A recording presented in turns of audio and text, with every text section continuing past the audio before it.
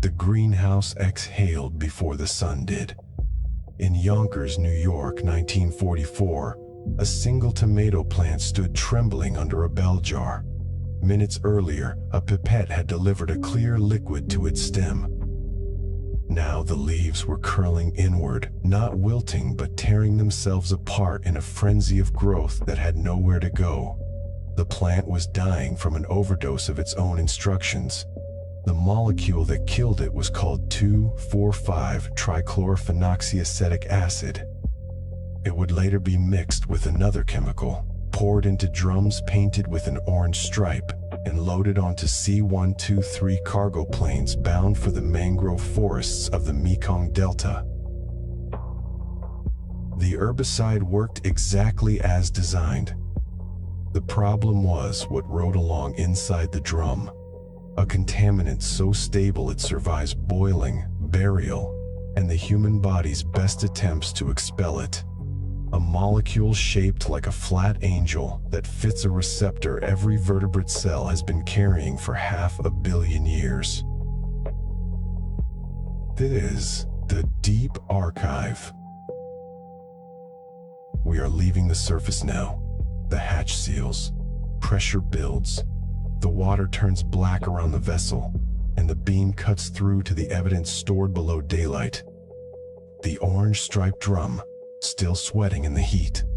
The chlorinated scars on a factory worker's face. The glass jars at Tudu Hospital, holding fetal anomalies suspended in formalin. The thermal kiln at Da Nang Airport, cooking dioxin out of laterite at 335 degrees. The blood sample from a Ukrainian president, carrying the highest concentration ever recorded in a human. These are the sealed files. The archive opens not with a verdict but with a question: how does a chemical that was never supposed to exist become a permanent resident of every body on Earth? The answer begins in a greenhouse with a leaf that grew itself to death. The hatch closes. We descend. The greenhouse exhaled before the sun did. In the heavy, wet air of a pre-dawn morning in Yonkers, New York, a single tomato plant stood trembling under a bell jar, its leaves already curling inward, as if trying to fold themselves back into the seed. A pipette had delivered a clear liquid to the stem an hour earlier, and now the plant was dying, not from shriveling or rot, but from a grotesque acceleration of its own life. Its cells were stretching, elongating, tearing themselves apart in a frenzy of growth that had nowhere to go. The stem bent at a broken angle, the leaves blistered with water, and the faint, sweet scent of cut grass drifting through the glass had begun to turn into something acrid, something the gardener's nose could not name, and the gardener's conscience could not yet feel. The year was 1944, and the molecule that killed the tomato had just been born. It had a name that sounded like a misprint from a chemical supply catalog: 2,4,5-trichlorophenoxyacetic acid. But the men who synthesized it at the Boyce Thompson Institute for Plant Research were not looking for a weapon. They were looking for a tool. They wanted to understand the shape of life, to map the grammar of growth, to learn how a plant knew to send its roots down and its shoots up. What they found instead was a substance that could smother that grammar under a flood of its own instructions. The molecule did not poison the plant in the way arsenic or cyanide poisons a body, by breaking essential machinery. It persuaded the plant to grow itself to death. To understand how that became possible, the story has to move backward, not to another chemical, but to a curiosity in the roots of botany itself. In the 1880s, Charles Darwin, already old and half buried in his work on earthworms, spent his afternoons in a darkened room placing tiny caps over the tips of grass seedlings. He discovered that when light struck the tip, something traveled downward from the tip to the growth zone, making the plant bend toward the illumination. He called the invisible messenger a transmissible influence, and he speculated about its nature with the same careful wonder he had once applied to the beaks of finches. The oldest question in plant physiology, how does a plant know which way to lean, now had a chemical answer waiting to be found. By 1928, a Dutch graduate student named Fritz went isolated the substance.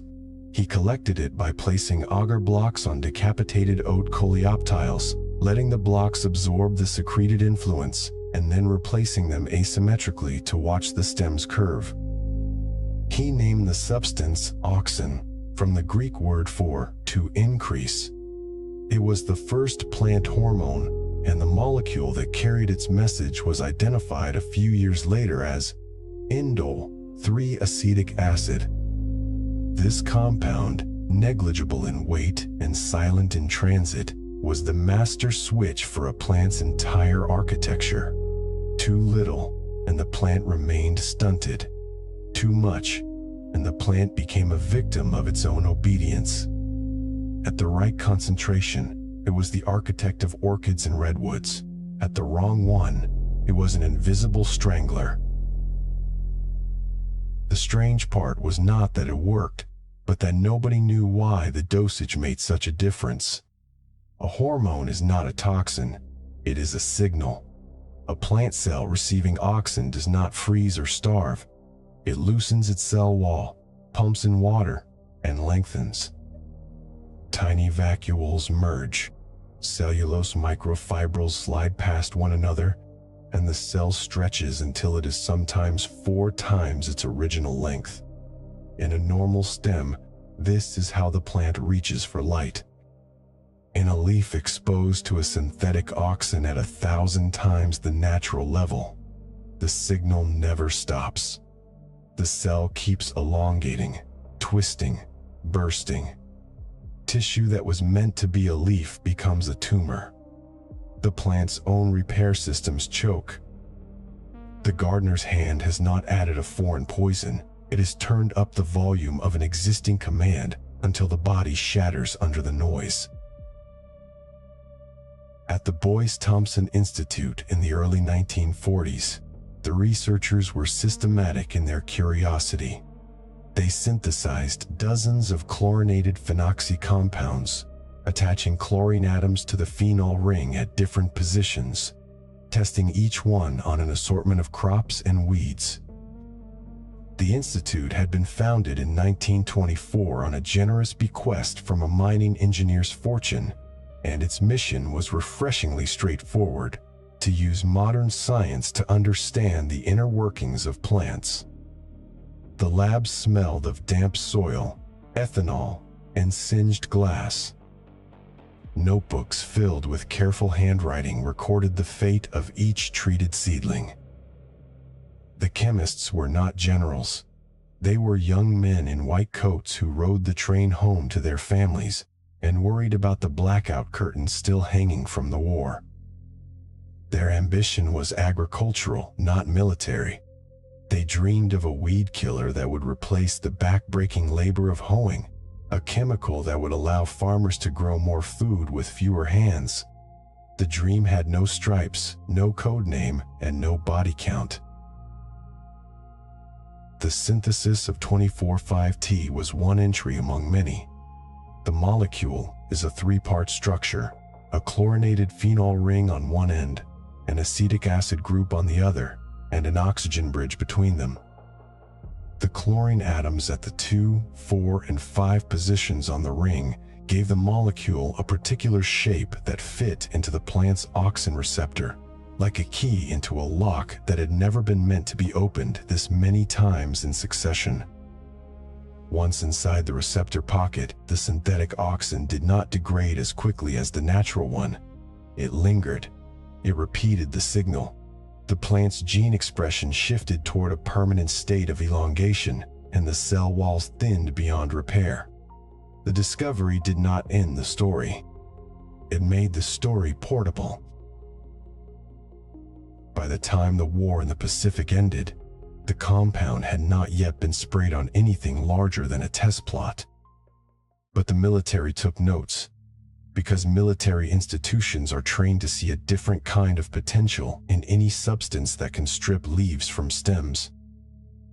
The jungle, not the tomato plant, was waiting.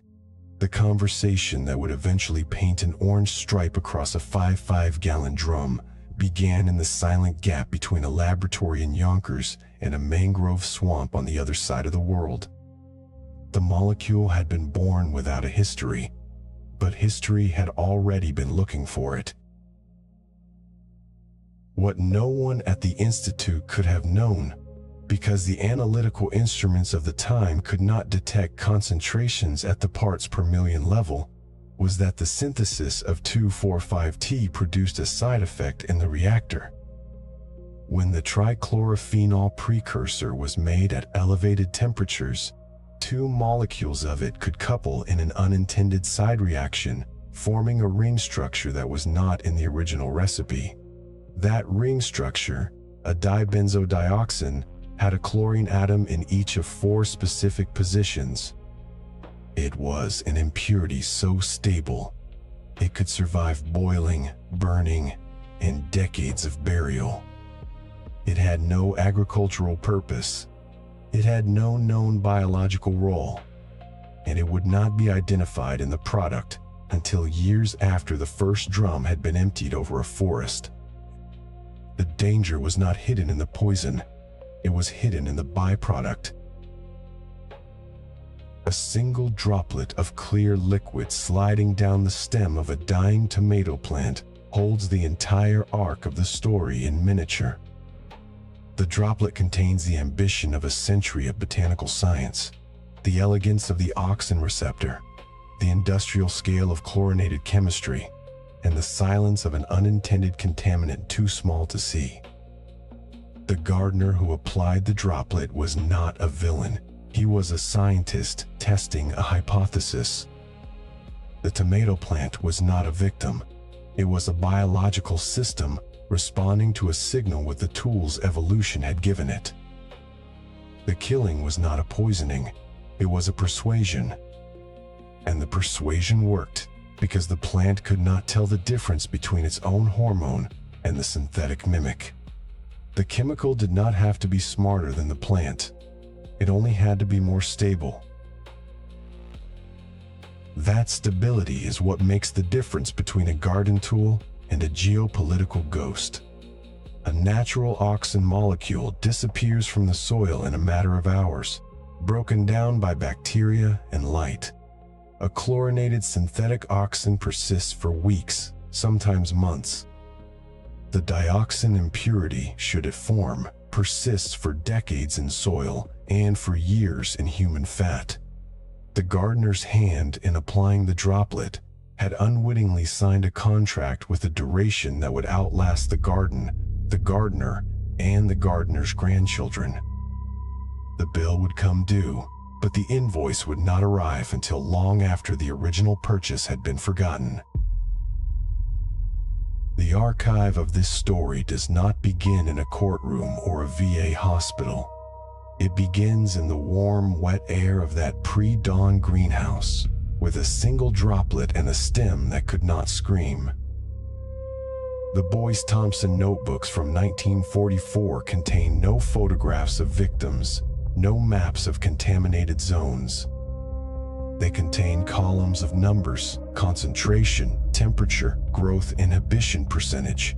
But between the lines, the invisible text of the 20th century is already being written.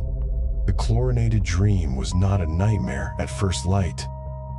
It was a genuine, honest ambition to understand the machinery of life and to use that understanding to feed a hungry world.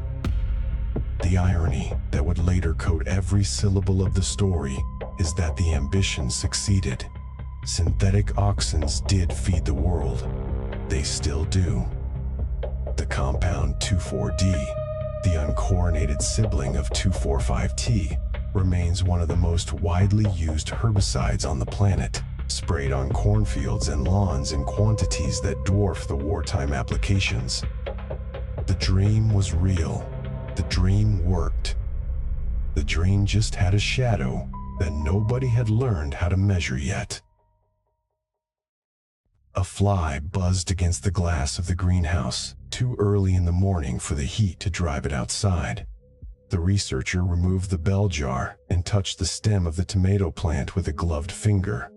The tissue had turned soft, almost liquid under the skin.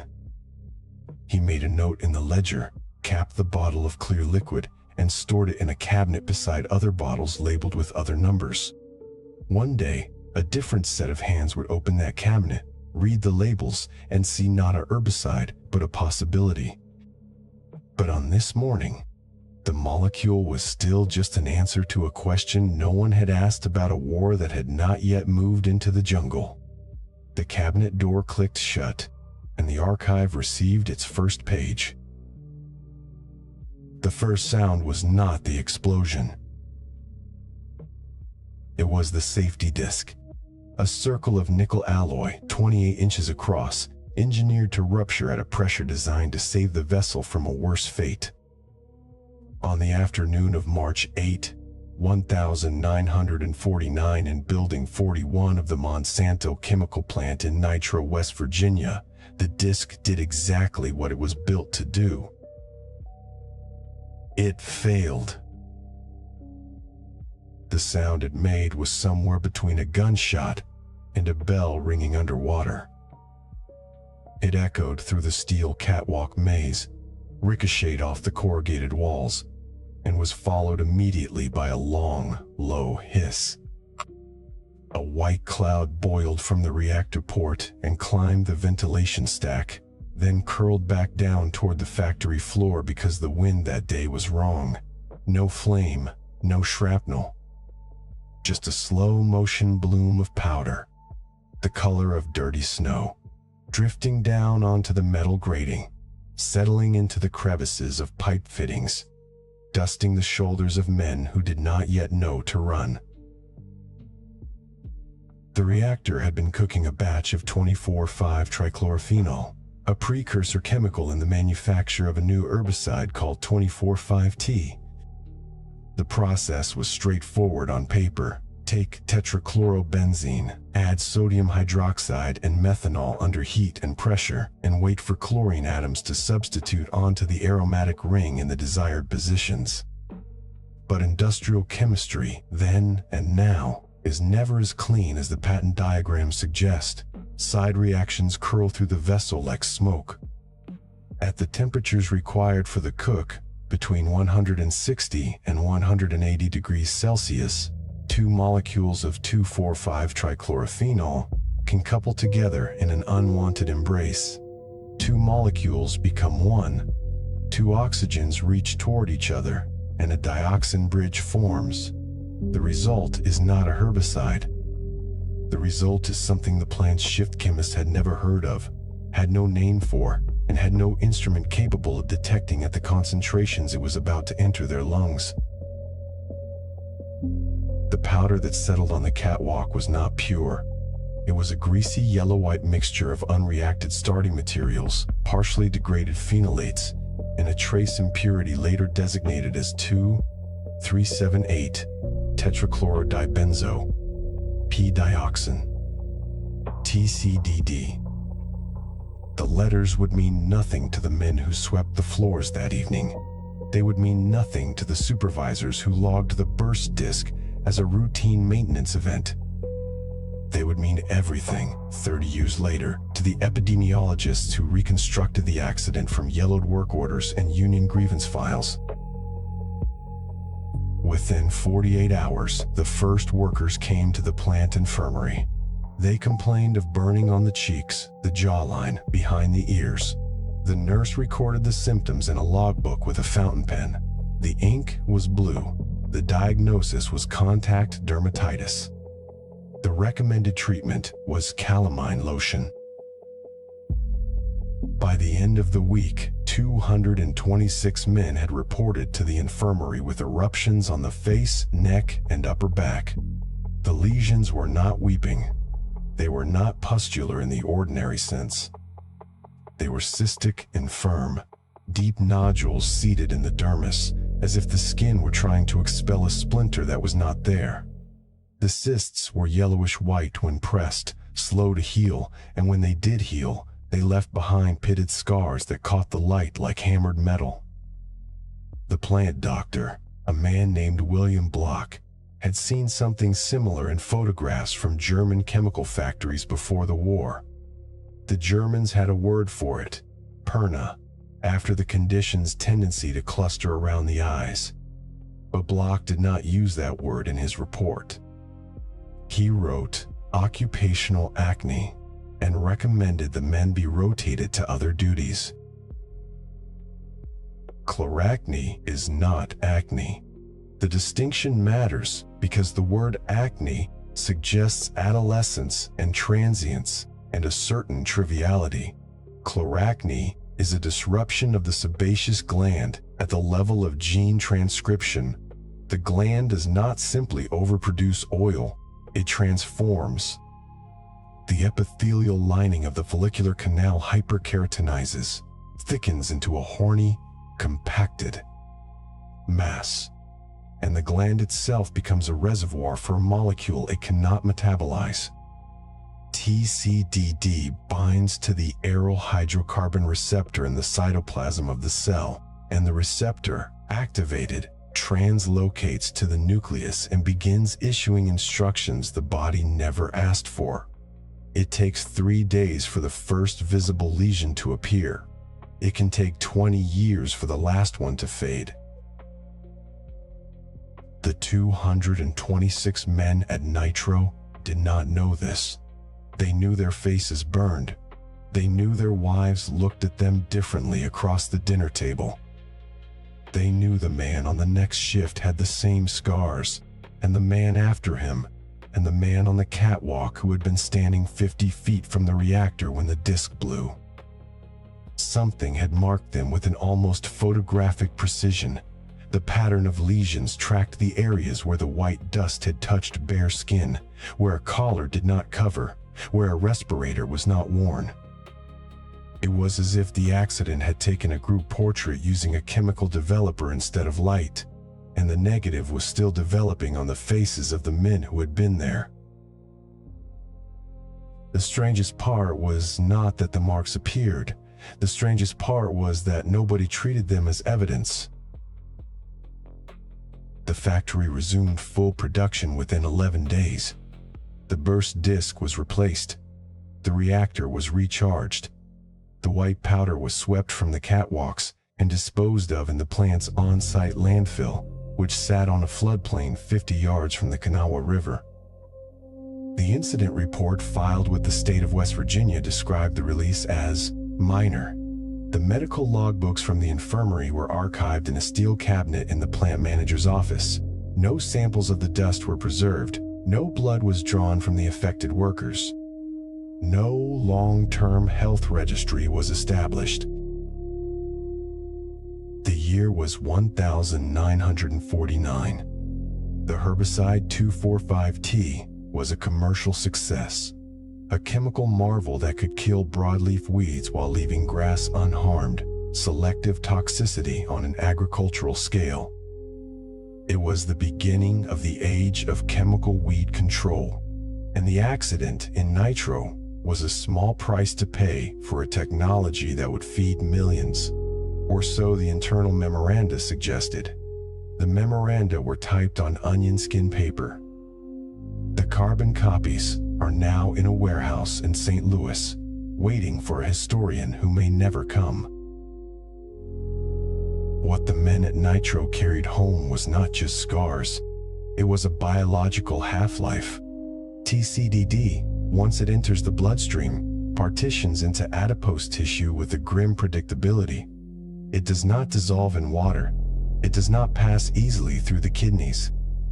It lodges in fat cells, and there it waits, with an elimination half-life in humans that was later estimated at 7 to 11 years. That means a 40-year-old man who inhaled a single dose of TCDD-laden dust in 1949 had half of that dose still circulating in his blood in 1956. and a quarter of it still present in 1963, and an eighth still measurable in 1970. The molecule outlasted the factory that made it.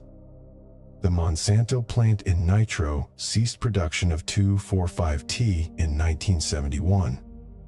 The dioxin from 1949 was still there, in the fatty tissue of the retired workers, in the river sediment downstream of the old landfill, in the breast milk of women who had never set foot in the plant but who had eaten fish from the Kanawha. The body does not forget. It simply lacks the language to file a complaint. Here is what the aryl hydrocarbon receptor does. In the quiet language of biochemistry, it is a ligand-activated transcription factor. In the absence of a ligand, it sits in the cytoplasm bound to a complex of chaperone proteins, HSP90, P23, XAP2 waiting. When the right molecule drifts into the cell and fits into the receptor's binding pocket, the chaperones release, and the receptor-ligand complex moves into the nucleus. There, it dimerizes with a partner protein called ARNT. The dimer binds to specific DNA sequences called xenobiotic response elements. Genes turn on. Genes turn off. The cell changes its behavior. The process is ancient, conserved across vertebrates, present in fish and birds and humans alike. No one knows what the receptor's natural ligand is. It may not have one. It may be a sensor that evolution built for a threat that had not yet arrived. TCDD fits this receptor with an affinity measured in picomoles. The number, if you want it, the dissociation constant is approximately 6 × 10⁻⁻12 molar. That is a tighter fit than most hormones achieve with their own dedicated receptors. The molecule is planar, rigid, chlorine atoms at the 2, 3, 7, and 8 positions, creating a rectangular silhouette that matches the geometry of the binding pocket with a precision that borders on the uncanny. It is as if the lock had been waiting for this specific key since the Devonian. The men at Nitro did not know they were carrying a key in their skin. They knew the acne would not go away. Some of them left the plant and found work elsewhere, in the coal mines, on the river barges, in the chemical plants upriver at Bell and Institute. Their scars went with them. When they applied for new jobs, the hiring managers assumed the pitting was from smallpox or bad adolescent cystic acne.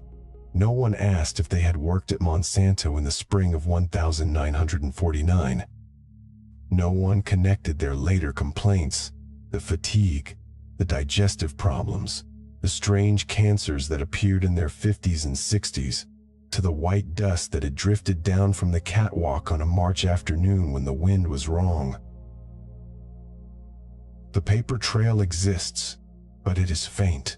A 1953 internal Monsanto report, stamped confidential, noted that tetradioxin had been detected in the waste stream from the 2,4,5-T process and that certain skin effects had been observed in exposed workers. The report recommended further study. The further study was not funded. A 1957 paper in the Journal of the American Medical Association described chloracne in chemical plant workers, but concluded that the lesions were cosmetically disfiguring, but not indicative of systemic illness. The paper did not follow the workers after they left the plant. The logic was circular. The only known effect was a skin rash, so the skin rash was the only effect worth looking for. The discovery did not end the story. It made the story portable. The reactor in Nitro was a single vessel in a single plant, in a single river valley in West Virginia. But the molecule it released was a traveler. It did not degrade in sunlight the way the safety manuals assumed. It did not wash out of soil the way the engineers had predicted. It moved through the food chain with a quiet efficiency, from the landfill to the river, from the river to the fish, from the fish to the birds, from the birds' eggs to the next generation of birds that hatched with crossed beaks and failed hearts. The chemical that had marked 226 men on the face was now marking the watershed, and the watershed had no face to show. Years later, when the veterans began returning from Vietnam with similar scars, the pattern repeated. The military doctors called it tropical acne. The VA called it non-service connected. The men called it nothing, because they had learned not to look at their own reflections too long. The circle of recognition had failed to close in 1949, and the failure became a template. The accident at Nitro was not an anomaly. It was a dress rehearsal. The Kanawha River still runs past the old plant site. The landfill has been capped with clay and concrete. A chain-link fence keeps out the curious. On certain mornings, when the mist rises off the water and the light is low and the air smells faintly of rust and wet earth, you can stand at the riverbank and hear the distant hum of the new chemical plants downstream. Plants that make different molecules now, under different patents, with different names. The safety discs are better designed. The monitoring equipment is more sensitive. But the river still carries trace dioxins in its sediment, and the fish advisories posted at the boat ramps still warn pregnant women not to eat more than 1 catch per month. The accident at Nitro taught us 2 things, and we learned only one of them in time. We learned how to build better reactors. We did not learn how to ask better questions. The men who swept the white dust from the catwalk that evening in 1949 are nearly all dead now. Their scars are recorded nowhere except in a few black and white photographs in a toxicology textbook published in 1973 and now out of print. The photographs show only the skin, no names, no dates. Just the lesions, arranged in clinical rows, as if the men behind them had been cropped out of the frame to make the image scientifically useful. The symptom looked like acne until the microscope gave it a mechanism. The mechanism looked like an accident until the history gave it a pattern. The pattern is still unfolding 60 years later in the adipose tissue of the grandchildren of the men who stood too close to a reactor vessel that was only doing what it was built to do. The molecule has no memory. It does not need one. It simply binds and waits and outlasts. The air had no memory yet, but it was learning. On the apron of Tan Son Nut Air Base, the morning heat was already dense enough to lean against. Laterite dust hung in a permanent low haze, painting the underbellies of parked aircraft a uniform rust orange, the same color the runway would bleed in another hour of sun, the same color a farmer's cracked heels would wear in the Delta 70 miles south. But the men moving around the C-123 provider with the half-light of dawn on their faces were not looking at the color of the earth. They were looking at the drums. 55-gallon steel drums arranged in neat rows on pallets, sweating in the humidity. Each one carried a wide painted band just below the rim, a crisp, unmistakable stripe, the shade of a highway safety cone, applied with a stencil and a spray gun at a depot in Gulfport, Mississippi, 3 weeks before. The stripe had traveled halfway around the planet to arrive at this exact patch of tarmac, this exact war, this exact morning in 1965. It was a small, bright promise of order in a conflict that had already begun to show its appetite for chaos. The stripe said, "This container is identified. This container is controlled. This container belongs to a system." The man with the wax pencil in his breast pocket did not bother to read the shipping manifest clipped to the nearest drum. He had a clipboard of his own, a list of loads and sortie times, and he moved along the row with the practiced gait of a warehouse foreman, slapping a fresh daub of orange paint on each drum as he passed, checking it off. He might have been inventorying canned goods, or drums of gasoline, or bags of cement for a runway extension. The gesture was the same. The war had not yet taught anyone to flinch at a stripe. The act was so mundane that it almost concealed the chemical genealogy packed inside the steel. But genealogy is a patient thing. It waits. To understand what the crew chief was checking off his grocery list, you have to step backward, out of the tropical moisture and the kerosene exhaust, into a colder climate and a quieter building, where the name was first borrowed from a previous empire's unfinished business. In the late 1940s, British military researchers at Porton Down had revived a line of inquiry that stretched back to the colonial anxieties of Malaya, the problem of jungle cover that gave insurgents an invisible architecture. If you could not find the shooter among the leaves, the logic went, remove the leaves. The British called their project Operation Ranch.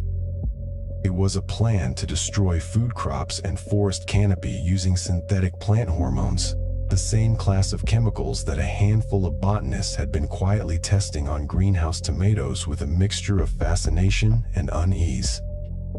The war ended before Ranch was deployed at scale, but the name did not die. It entered the classified herbicidal lexicon like a dormant spore, waiting for a new host.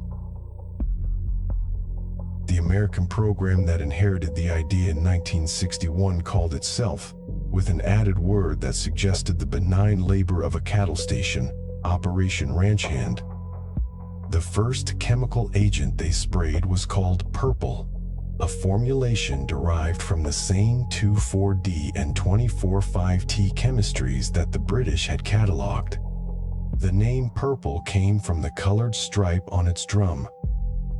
The military had, in its administrative genius, invented a system of recognition that reduced toxicology to a paint code: purple, pink, green, blue, orange, white. Each color a different mixture, each mixture a different tactical purpose, each purpose a different speed of leaf death. The system was so legible that it was almost beautiful, the way a wiring diagram is beautiful. Clean lines, no ambiguity, every function assigned a label. By 1965, the operation had settled on its signature formulation, Agent Orange, a 1-to-1 mixture of the N-butyl esters of 2,4-dichlorophenoxyacetic acid and 2,4,5-trichlorophenoxyacetic acid. The names roll on the tongue like a pharmaceutical incantation, long, latinate, precise. The esters were chosen because they volatilized less readily than the free acids, meaning they stuck to the waxy cuticles of broadleaf plants rather than drifting immediately into the sky. A tactical improvement. The spray would settle into the stomata, the tiny mouths on the underside of leaves, and the plant would absorb the chemical as if it were a genuine instruction from its own hormonal architecture. Within days, the leaves would curl, yellow, drop. The forest would open like a wound. The sky would become visible from the ground.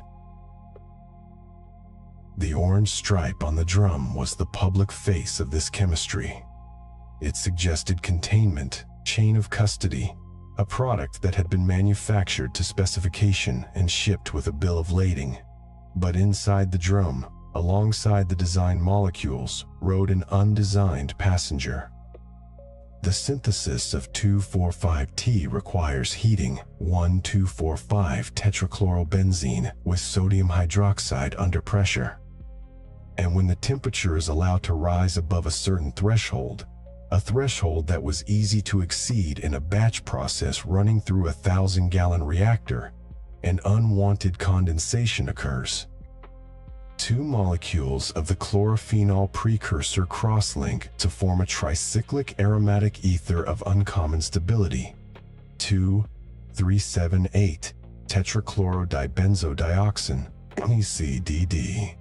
Dioxin, the contaminant that would eventually become one of the most intensely studied molecules in the history of toxicology, had, at this point in the story, no public reputation at all.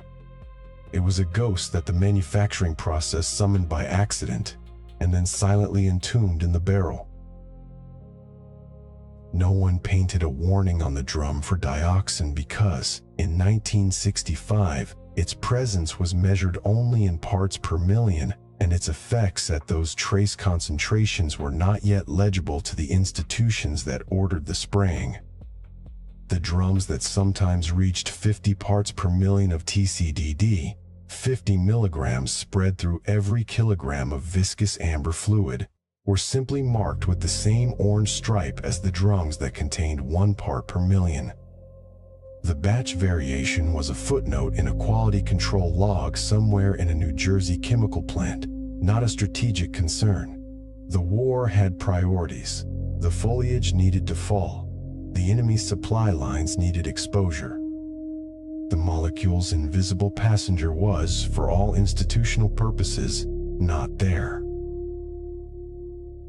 The C-123's radial engines had been warming up for 10 minutes now, their low, rhythmic thrum vibrating through the tarmac, through the crew chief's boots, through the ribs of the fuselage, through the liquid inside the drums. The sound was steady, almost hypnotic, a deep mechanical heartbeat that promised lift and release. The smell of kerosene exhaust mixed with the tropical mildew that grew on every surface, not scrubbed daily, a strange hybrid of industrial solvent and wet jungle, a sensory signature that no veteran of that ramp would ever entirely forget. It was the smell of a new kind of war, one in which industrial chemistry would be applied with the same detached efficiency as artillery grids or bomb tonnage calculations. A crew member up in the cockpit adjusted his headset and ran through the pre-flight checklist, his voice a murmur in the intercom, lost to anyone outside the aluminum skin. In the cargo bay, the drums sat strapped to pallets, their orange stripes lined up with the geometric precision of a parade formation.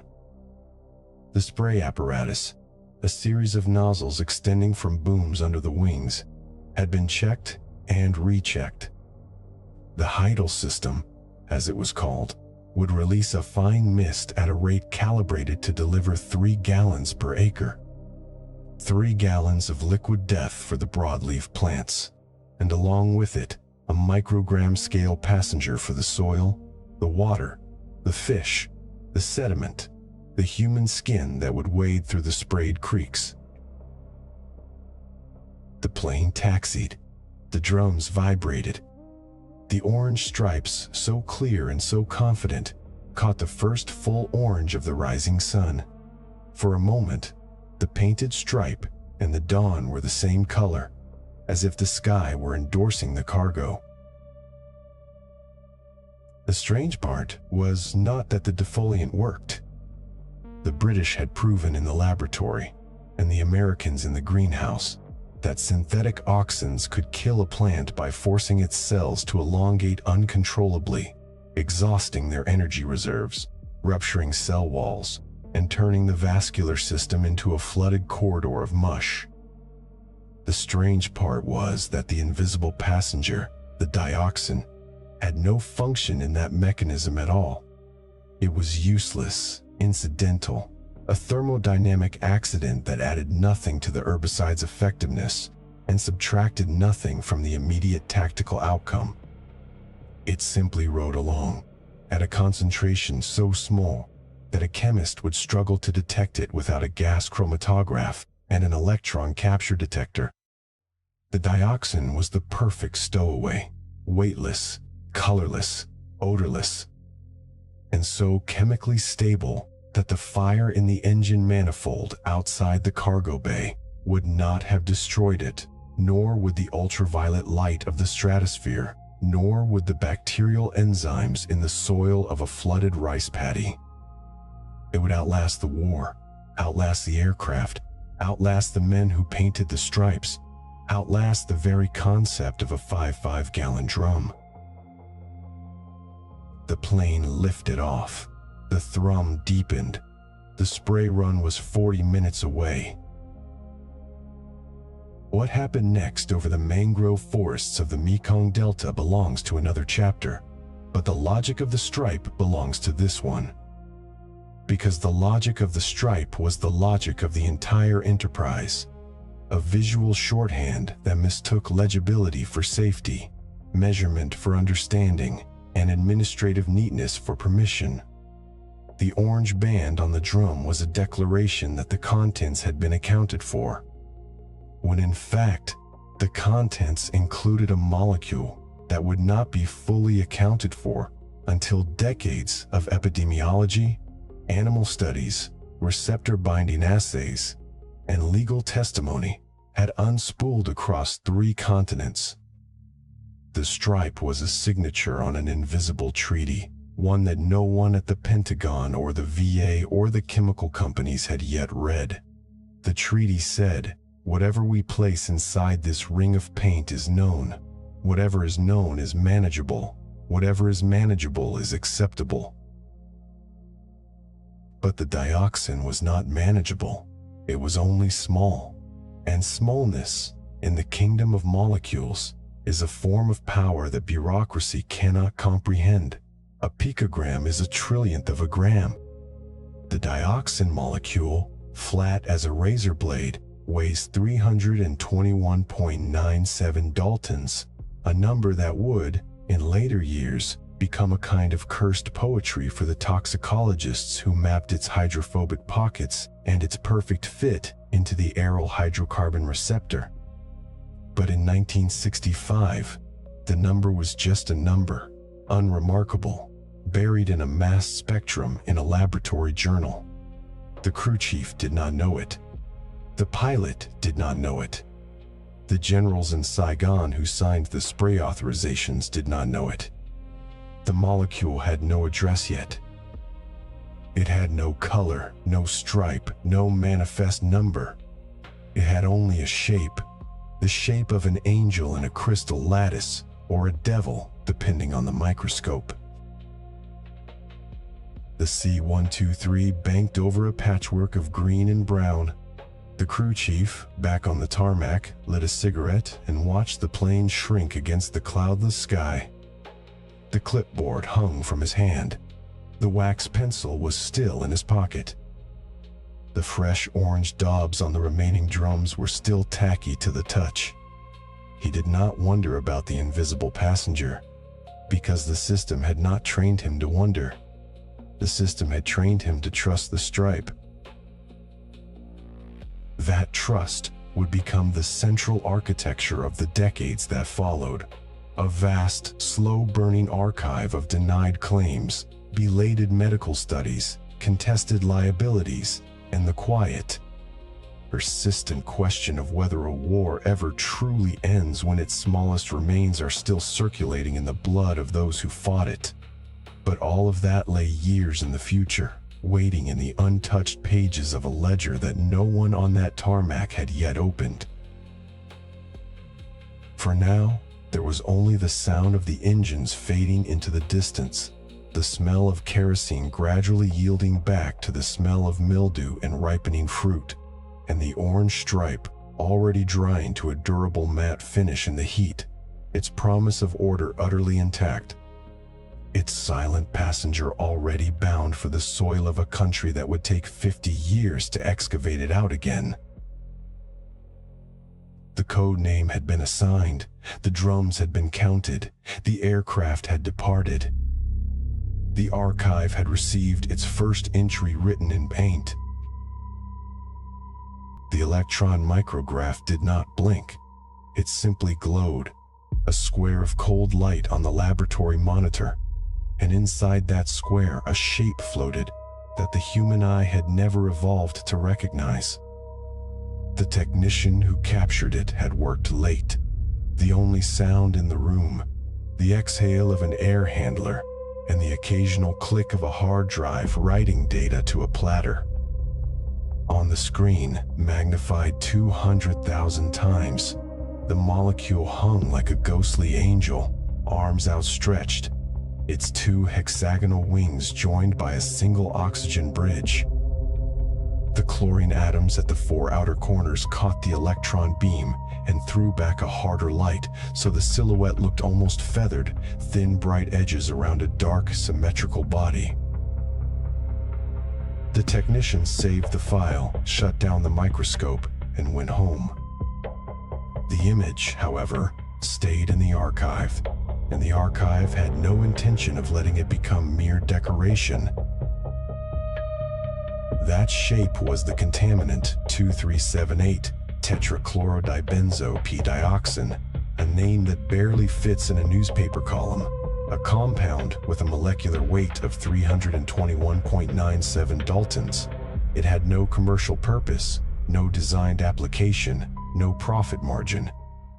It appeared as an unwanted guest inside the herbicide 24,5-T, born in a side reaction whenever the chlorination of phenol got too hot, too fast, too careless, an industrial hiccup fossilized in covalent bonds. But the truly strange thing was not its accidental birth. The strange thing was that evolution, in all its blind and ancient tinkering, had already built a lock that this accidental key could open. That lock is a protein called the aryl hydrocarbon receptor, or AHR, a cytosolic transcription factor that sits quietly inside the cytoplasm of nearly every vertebrate cell, waiting. Under normal conditions, the AR serves as a kind of environmental sentinel, responding to naturally occurring compounds from charred food, from bacterial metabolites, from the subtle chemical hum of a living body. When one of those benign endogenous signals drifts in and touches the receptor, the protein changes shape, sheds its chaperone complexes, migrates to the nucleus, and briefly flips a few genetic switches. The effect is modest, temporary, a minor adjustment to a cellular routine, the body reading a memo, then filing it away. But when TCDD arrives, the memo becomes an occupation. The molecule's near-planar geometry allows it to slide into the HR binding pocket with a fit so precise that the dissociation constant falls into the picomolar range, a number so small it means the molecule essentially does not let go. Once bound, it locks the receptor into an abnormally stable conformation, one that resists the usual degradation signals, one that keeps the switch thrown not for minutes but for weeks, for months, for as long as the cell continues to divide. Gene transcription is altered in ways that ripple through entire tissue landscapes. Enzymes that should be absent appear in surges. Growth signals that should be quiet begin to whisper continuously. Immune cells receive instructions written in a handwriting they do not recognize but obey anyway. The cell does not die. It simply begins to perform a different script, one that the molecule brought with it and left behind like a spent cartridge inside the genetic machinery. The half-life of TCDD in the human body is not measured in hours or days. It is measured in 7 to 11 years, a duration that has no precedent among common industrial pollutants. A single dose absorbed in 1968, say, during a routine loading operation at an airbase near the Laotian border. A few drops of defoliant splashing onto a crewman's forearm, wiped away with a rag and forgotten, was still measurable in blood serum when that same crewman, now in his 50s, sat down to watch the 1984 presidential debates. The molecule did not decay while Reagan and Mondale argued over tax policy. It did not vanish while the man paid his mortgage, attended his daughter's wedding, or sat in a VA waiting room filling out paperwork. It persisted, riding the lipoproteins in his blood, slowly partitioning into his adipose tissue, establishing a chemical savings account from which his body could make withdrawals but never close the balance. This is the arithmetic that the halogenated aromatic compounds impose. Bromine, chlorine, fluorine. When these atoms attach to a carbon ring, they create bonds so strong that few enzymes in the mammalian repertoire possess the tools to break them. Evolution never encountered these structures in any significant quantity until the 20th century. It had no reason to invest in their destruction. So the body treats TCDD the way a bureaucracy treats an unfamiliar form. It files it in a drawer marked miscellaneous and waits for someone else to handle the problem. The drawer, in this case, is fat. The wait is a decade. The dioxin molecule, for its part, does nothing dramatic inside that storage depot. It does not corrode, does not oxidize, does not initiate cascades of immediate visible damage. It simply occupies space, rides the circulation, and every time a lipid droplet is mobilized for energy, a few molecules are released back into the bloodstream to find another AR lock.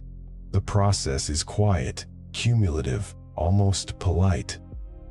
If poisoning could wear a dark suit and sit at the back of a courtroom without speaking, this is what it would look like. The scientific literature has a clinical term for what happens next: sustained transcriptional dysregulation. It is a phrase that drains all menace from the reality, as clinical language so often does. It means that for years after the exposure, the cells lining blood vessels, the cells inside the thyroid gland, the precursors of immune cells in the bone marrow, all carry a subtle alteration in their operating instructions. Some genes that should remain dormant become active. Some that should be tightly regulated begin to drift. The consequences are not instantaneous. They are probabilistic. A population of cells with altered gene expression is a population more likely to take a wrong turn during division, more likely to ignore a stop signal, more likely to accumulate additional mutations. Cancer, in this light, is not a direct hit. It is a debt that compounds. The paradox is almost too elegant to be true. A molecule that never existed on Earth before the 1940s. A molecule that serves no biological function, no ecological role, no metabolic purpose. This molecule turns out to be a perfect fit for a receptor that is so ancient it appears in nematodes and fish and birds and humans. Evolution conserved the AR across 500 million years of vertebrate history, fine-tuning its binding pocket for something, some endogenous ligand that we still argue about in the literature. Perhaps it was a metabolite of tryptophan. Perhaps it was a breakdown product of heme. But whatever it was, it left behind a lock that a factory accident would one day pick with the precision of a master key. A receptor that spent 500 million years waiting for a partner met, instead, a ghost. The technicians who first synthesized 2,4,5-T in 1944 at the Boyce-Thompson Institute could not have known this. Their search for a plant growth regulator that would make crops produce more fruit, that would control weeds without killing the soil, that would mimic the auxin hormones plants themselves produce. That search was genuine, optimistic, rooted in the belief that chemistry could extend the garden beyond its natural limits. The impurity that came along with the reaction, the dioxin fraction, was invisible to their assays, trivial in their notebooks, a statistical noise beneath the threshold of 1940s analytical chemistry. The lock was already inside them, inside every technician who handled the white powder, every biologist who sprayed the test solution on a tomato plant. But the key would not turn for another 3 decades, until the epidemiological data began to form a shape that looked, in retrospect, like a face. An electron micrograph can show you the shape, but not the signature. It cannot show you the VA claims examiner in 1991, squinting at a regulation that had just been rewritten to include non-Hodgkin lymphoma on a presumptive list. It cannot show you the Vietnamese mother at Tudu Hospital in 1972, holding a stillborn infant with a spinal column that never closed, her eyes fixed on the jar that would preserve the evidence. It cannot show you the chemist at the Dow laboratory in 1965, running a gas chromatograph on a batch of Agent Orange and noting the dioxin peak with a frown, a number too high for comfort, but still within a specification no one had written into law. The micrograph is a silent witness. It shows you the angel. It does not tell you where the angel has been. But the blood knows. The blood keeps a record that no archive building can match, a longitudinal registry written not in ink, but in the concentration of a single compound, declining with a mathematical half-life that you can plot on semi-log graph paper. A phlebotomist draws a sample in 1982 from a veteran who served near the DMZ in 1968. The lab processes the serum, runs the mass spectrometer, and prints a number, 42 parts per trillion of TCDD, corrected for lipid weight. The number is meaningless to the veteran himself, who is about to be diagnosed with a soft tissue sarcoma that will take another 5 years to kill him. But the number is a signature. It is a date. It is a receipt for a transaction he never authorized. The half-life of 7 to 11 years means that the molecule from 1968 was still detectable in the Reagan years, not because the dose was enormous, but because the elimination was negligibly slow. Every 2,555 days or so, half of the remaining TCDD disappeared, excreted in feces, metabolized into hydroxylated derivatives that the liver could finally conjugate and expel. The other half stayed. After 14 years, a quarter remained. After 21 years, an eighth. By the time the Veterans Benefits Administration added bladder cancer to the presumptive list in 2022, some fraction, vanishingly small but theoretically non-zero, was still inside the survivors, a molecular monument to a war that ended before most of the doctors reading the regulation were born. The body, of course, does not understand war.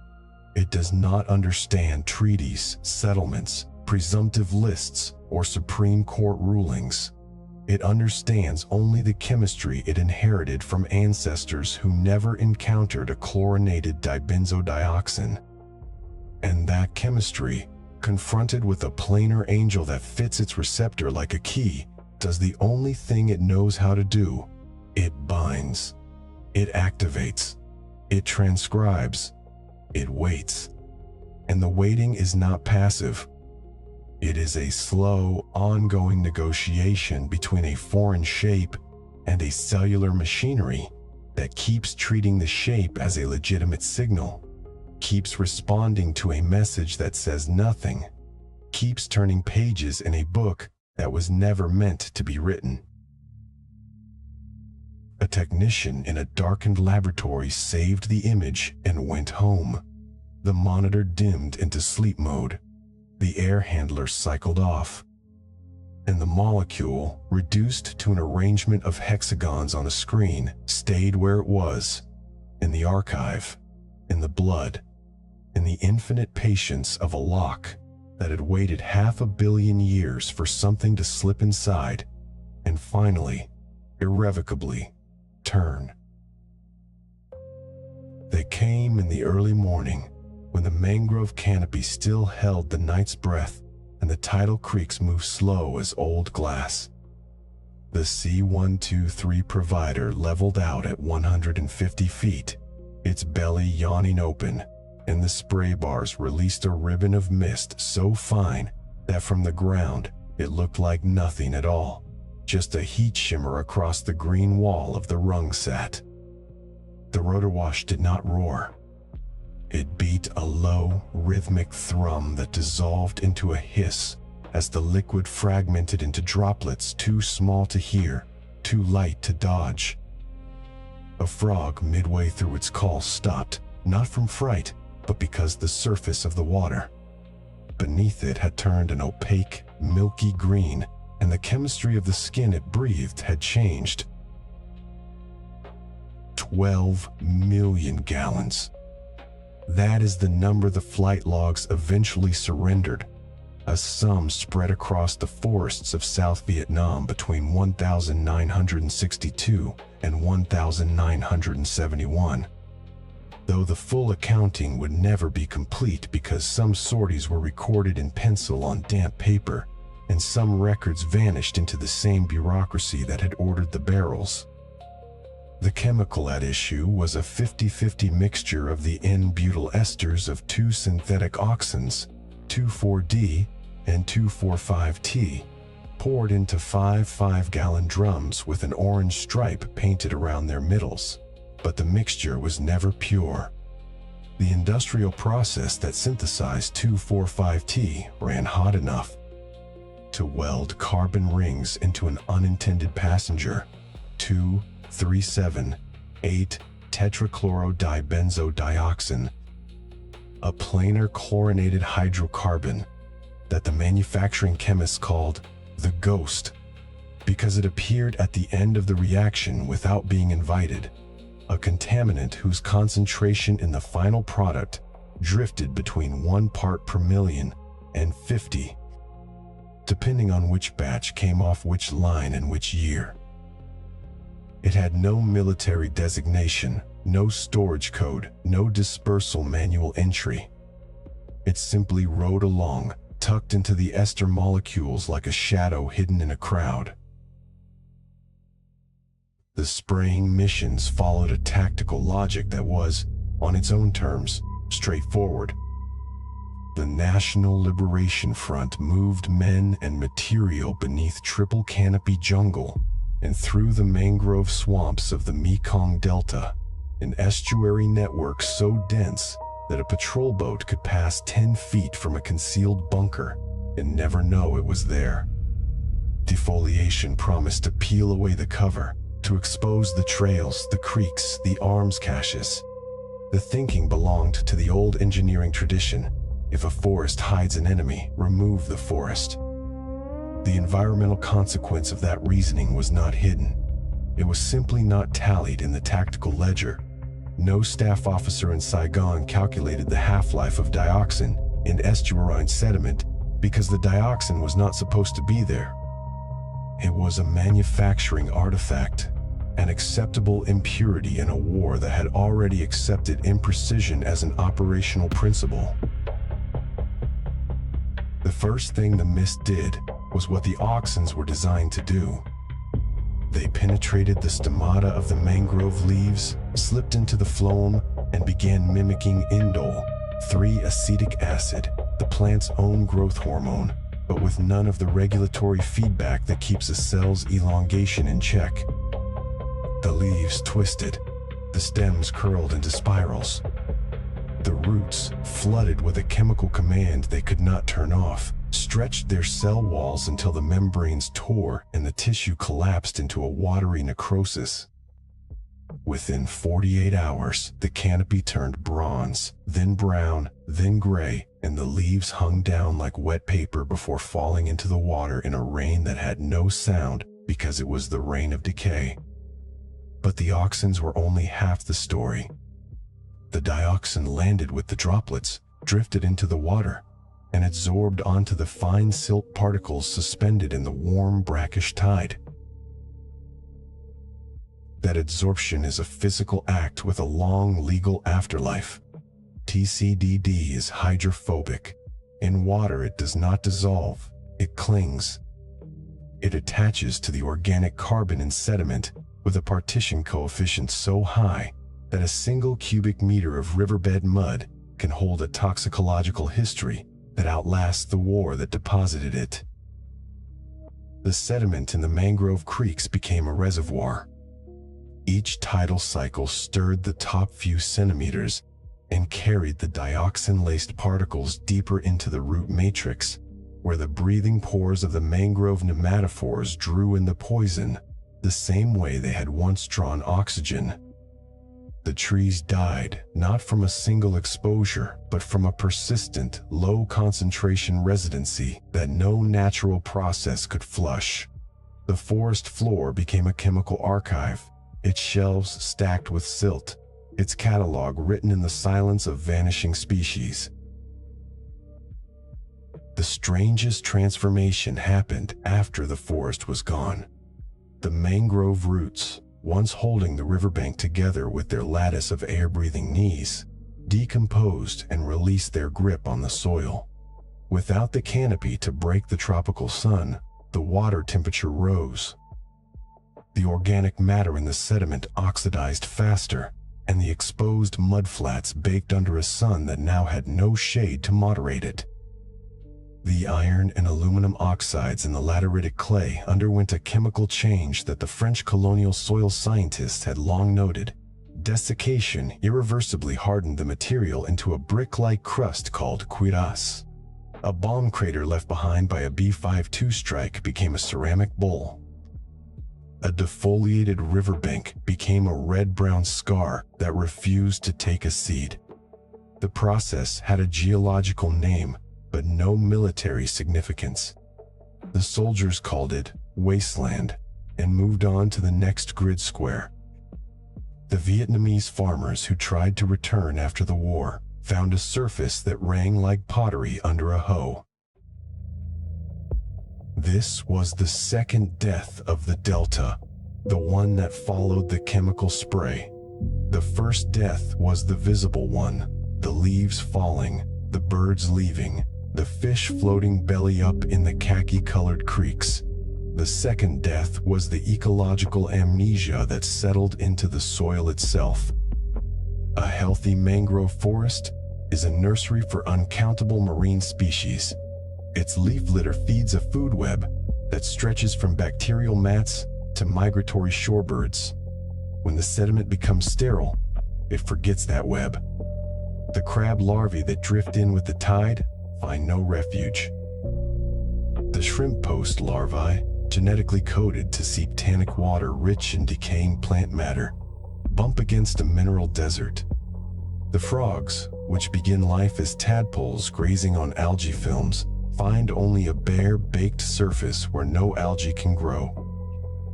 The silence that started mid-croak spreads up the food chain, link by link, until the only sound is the water lapping against the laterite, a small, patient noise like a clock counting a debt no one has agreed to pay. The military objective that justified this transformation was, in the narrowest sense, achieved. A 1971 report from the National Academy of Sciences estimated that approximately 20% of South Vietnam's total forest area had been stripped, and the Mekong Delta mangrove forests in particular had suffered a destruction rate above 70%. The enemy lost concealment along thousands of kilometers of navigable waterway. The cost of that concealment removed was logged in operational reports as a gain, but the molecule did not differentiate between a military target and a civilian rice paddy located 3 kilometers downwind. The mist drifted. It always drifted. The same fine droplet size that guaranteed thorough canopy coverage also guaranteed that any breeze could carry the aerosol into villages, onto schoolyards, across kitchen gardens where water spinach grew in floating mats.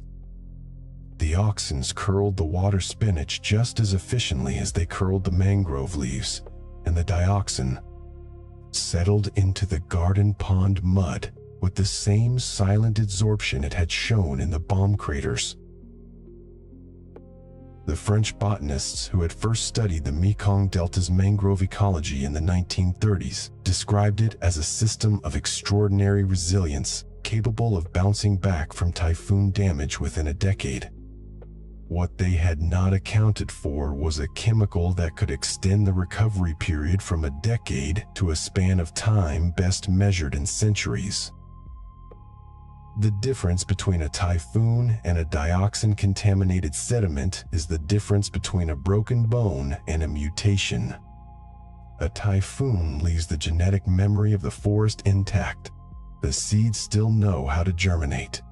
The laterite scar and the persistent chlorinated hydrocarbons leave a land that has forgotten its own name. The pollen that blows in from the few surviving lands on a substrate that offers no microbial welcome, no nitrogen-fixing bacteria, no mycorrhizal network to guide the root toward water. The seed dies in a chemically preserved solitude, surrounded by the mineral evidence of a war that ended before the seed was formed. The paradox sits in the technical language of the defoliation program. The mission planners called it denial of cover.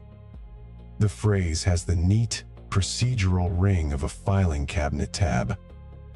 To deny cover is to subtract something from the enemy's account. It is an operational subtraction, a zeroing out of a tactical asset. But the subtraction was not linear. The cover denied to the guerrilla fighter was also cover denied to the gecko, the kingfisher, the mud skipper, and the human child who had gathered snails among the nematophores. The cover denied was the shade that kept the soil temperature below the laterite hardening threshold. The cover denied was the leaf litter that fed the water cycle. When the military accountants subtracted cover, they unknowingly subtracted the biological memory of an entire ecosystem, an act that would appear on no balance sheet until the first Vietnamese ecologists in the 1990s tried to replant rhizophora seedlings and watched them wither, one by one, in soil that still held a ghost.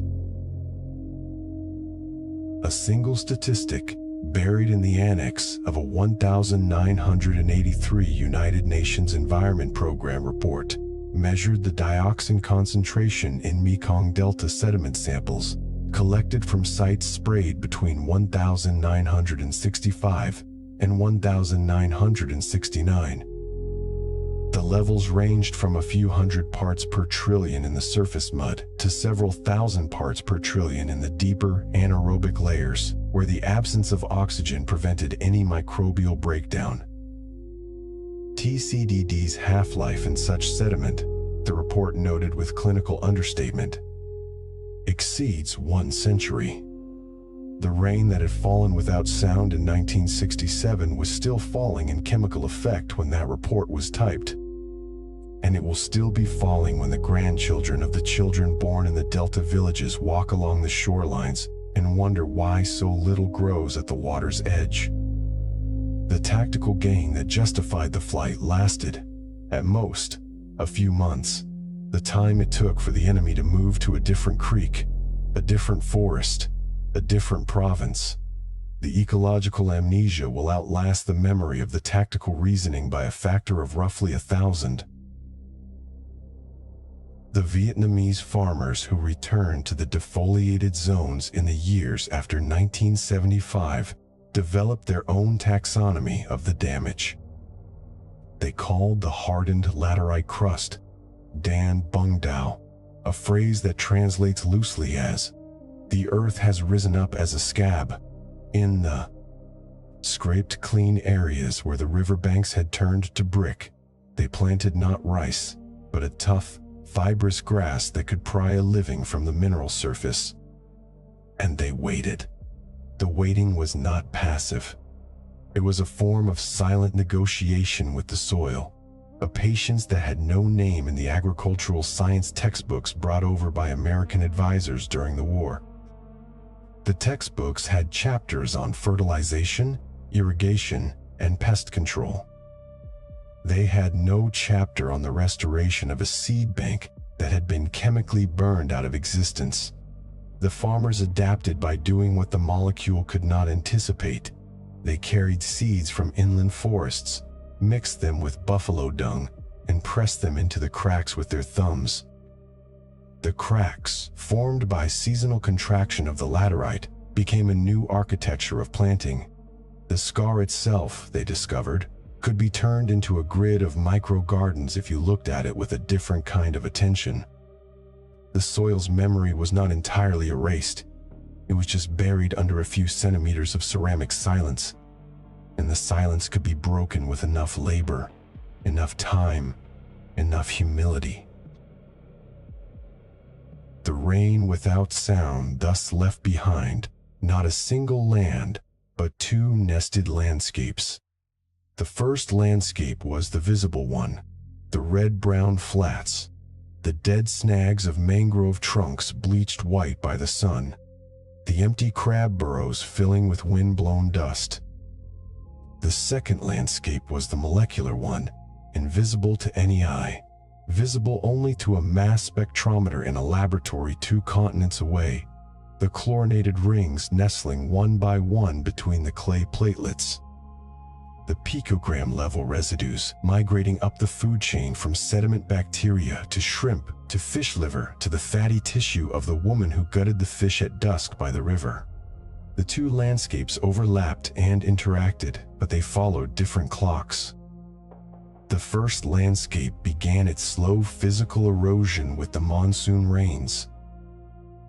The second kept its own time, governed by the 7 to 11-year half-life in human tissue and the 100-plus-year half-life in anaerobic mud, a schedule that no general, no politician, and no peace treaty could alter.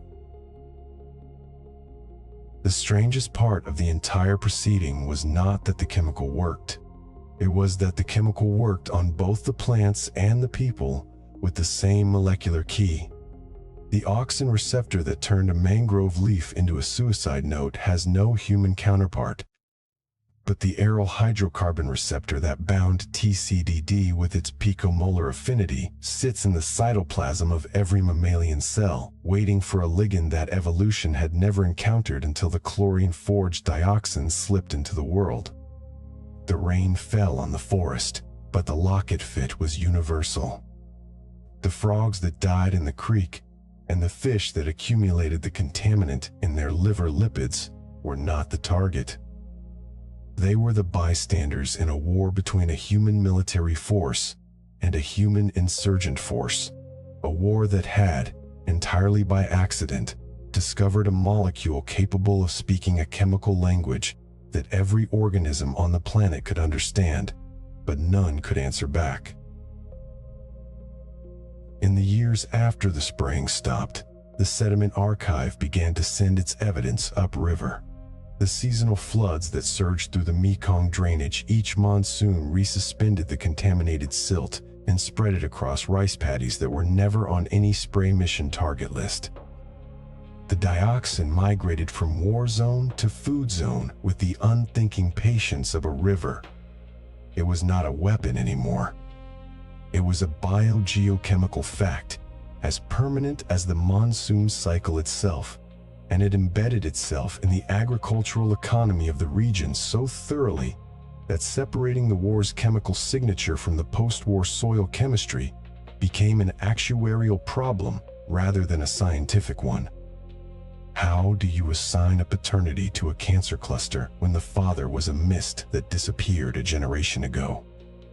The question has no answer in the courts, but it has an answer in the bodies of the river people, written in a script that only an epidemiologist can decipher and that a lawyer can never cross-examine. The atmosphere in the mangrove creeks today is quieter than it was before the war, but not silent. The Vietnamese government's reforestation programs, funded in part by the same international agencies that drafted the Stockholm Convention listing TCDD as a persistent organic pollutant, have replanted thousands of hectares with Rhizophora apiculata seedlings, each one nurtured in a nursery where the soil is tested for dioxin before planting. The seedlings grow slowly. Many still die in the first year.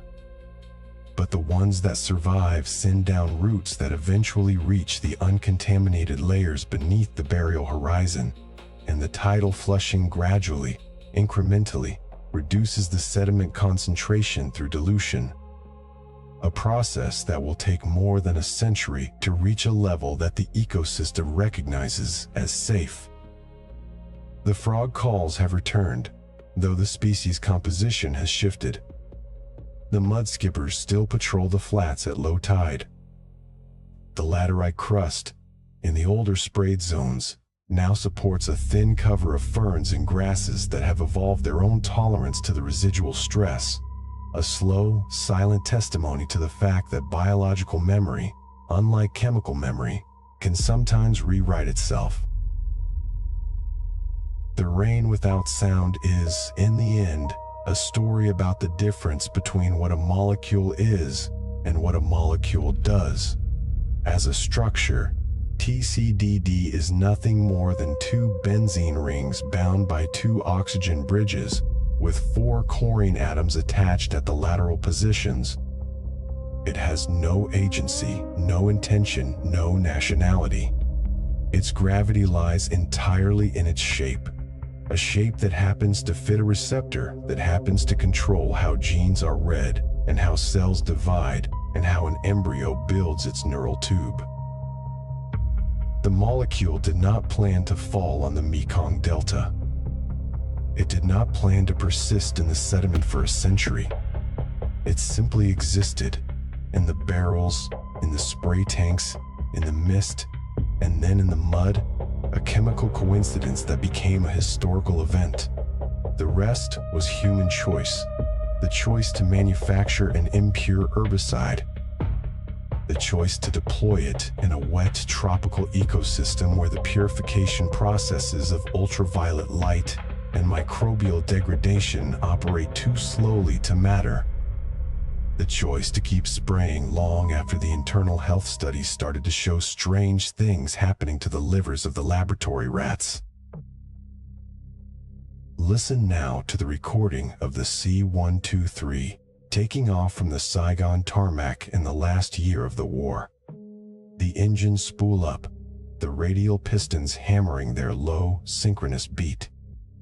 The plane lifts off over the river, and the spray technicians in the back check the pressure gauges, their faces lit by the red glow of the panel lights. The hold still smells faintly of kerosene and the sweet chlorinated tang of the ester mixture. Somewhere below, the mangrove creeks are still green, the water is still clear, the frogs are still croaking, the rain has not yet fallen. And then, a moment later in the archival timeline, it has, and the silence that follows is the same silence that will be waiting decades later, in a soil sample jar in a Hanoi laboratory, in a VA waiting room in Michigan, in the breast milk of a woman who was not yet born when the plane took off. The molecule does not distinguish, it only persists. And the archive of its persistence is written in the land itself, a slow-forming ink that no rainfall, however loud, will ever wash away. The first thing you noticed, if you were led down the unmarked corridor at Tudu Hospital in the winter of 1969, was not the smell, though that arrived soon enough, a faint sweet phenol breath of formalin that clung to the plaster like old incense. It was the light. A fluorescent bulb in the ceiling fixture had begun to fail, and its slow, silent fibrillation turned the long room into a moving photograph. The rows of glass jars did not so much hold their contents as repeat them, each amber silhouette flickering slightly out of phase with the next, so that the shelves seemed to tremble with small, unfinished gestures. Tu Du was a maternity hospital, the largest in South Vietnam, built by the French and inherited by the New War as a receiving station for the city's tides of birth. But by 1967, its obstetricians had begun to notice something that did not fit the usual clinical ledger. They were recording too many neural tube defects, anencephaly, where the brain and skull fail to close, leaving a face that never becomes a face, spina bifida, where the spinal column remains open to the amniotic sea. Conjoined twinning of a severity and frequency that senior nurses said they had never seen before the middle of the decade. The numbers were not subtle. They were climbing like a fever chart, and the doctors did what doctors do when a pattern emerges. Without an explanation, they began to save the evidence. The collection was not called an archive at first. It was simply a series of glass stoppered jars on a steel shelf, each with a handwritten label in Vietnamese and French, date of delivery, maternal province, provisional diagnosis. The hospital's pathologists used standard fixation protocols, immersing the tissue in buffered formalin, sealing the lids with paraffin, and storing the specimens away from direct sunlight. The jars were medical, not artistic, but the accidental composition of the room gave them a gravity that no museum case could have manufactured. A tiny, perfectly formed hand, its palm no larger than a thumbnail, hung suspended in yellow liquid just a few centimeters below a lid that had begun to rust at the rim. The hand was stilled in a gesture that looked almost like a question, as if it were reaching not for the glass wall but for the world it had not entered. The hospital kept no press conferences. The doctors were too busy to publish in the international journals that might have been read in Washington or London. But they kept their clinical index meticulously. Date, district, diagnosis, and that index, cross-referenced with the slowly emerging maps of the spraying missions, told a story that required no advanced statistical training to read. The neural tube is not a passive structure. Its closure in the 4th week of gestation is a choreography of cell migration guided by signaling gradients that are remarkably sensitive to disruption. The planar chlorinated molecule that lifted from the forest floor as a fine white mist and settled into the fatty tissue of the Mekong mother found its way across the placenta without a passport. There, it bound to the same cytosolic receptor that causes chloracne in an adult sebaceous glands. But in the embryo, it did something quieter and more irreversible. It misdirected the cells that were supposed to form the roof of the spinal cord, the vault of the skull. The molecular key turned in a lock designed by 300 million years of vertebrate evolution, and a developmental sequence that should have produced a closed tube, produced instead an open channel, a body that could not contain its own nerve tissue. The doctors at Tudu understood little of the aryl hydrocarbon receptor. In 1969, that piece of biochemistry would not be elucidated for another decade. What they understood was the shape of the anomaly, and the fact that the shape was arriving with a frequency that could not be dismissed as a prenatal care artifact or a nutritional deficiency. Rural midwives brought in stillbirths from the Delta provinces where the mangrove roots had been smothered by the repeated dioxin deposition. The hospital's catchment area overlapped with the heaviest spray zones of Operation Ranch Hand. The correlation sat in the room like an uninvited translator, silent between the glass jars, waiting for someone to give it a name. When the war ended in 1975, the archive remained.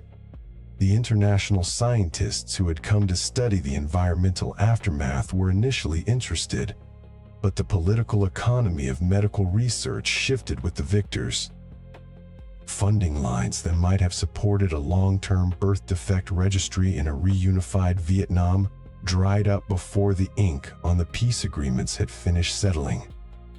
The American government that had orchestrated the largest deliberate dioxin release in history withdrew its diplomatic presence, and, with it, the institutional curiosity that might have turned the to-do collection from a local record into a global warning. The jars sat on their shelves while the country rebuilt itself around them, and the doctors continued to collect, because the anomalies did not stop. The half-life of TCDD in human tissue is not measured in months, but in years, 7 to 11 years per elimination cycle, so the maternal body that received a dose in 1968 was still carrying the molecule in her adipose tissue when her second and third children were conceived in the late 1970s. The archive grew not because the war continued, but because the molecule's residence time inside the body was longer than the war itself. In 1984, a Vietnamese epidemiological study, led by a team from the Hanoi Medical University and the National Institute of Hygiene and Epidemiology, published an analysis of over 40,000 war veterans and civilians who had lived in heavily sprayed zones. The study used rigorous, age-adjusted cohort comparisons and found statistically significant excesses of primary liver cancer, soft tissue sarcoma, and reproductive abnormalities among those who had served in the most exposed provinces. The methodology was sound enough to be cited, eventually, in international dioxin reviews, but at the time, it landed in the West like a stone dropped into a very deep well. The same government that had delivered the mist had no procedural mechanism for reading a Vietnamese epidemiological report as anything other than propaganda. And the chemical manufacturers who had produced the 2,4,5-T had their own archives of expert testimony, designed explicitly to cast doubt on any epidemiological signal that did not reach an impossible standard of proof. The Vietnamese study did what good science does. It raised a hypothesis, showed a dose-response gradient, and called for further investigation. But further investigation required funding, and funding required recognition, and recognition required a political admission that no state was yet willing to make.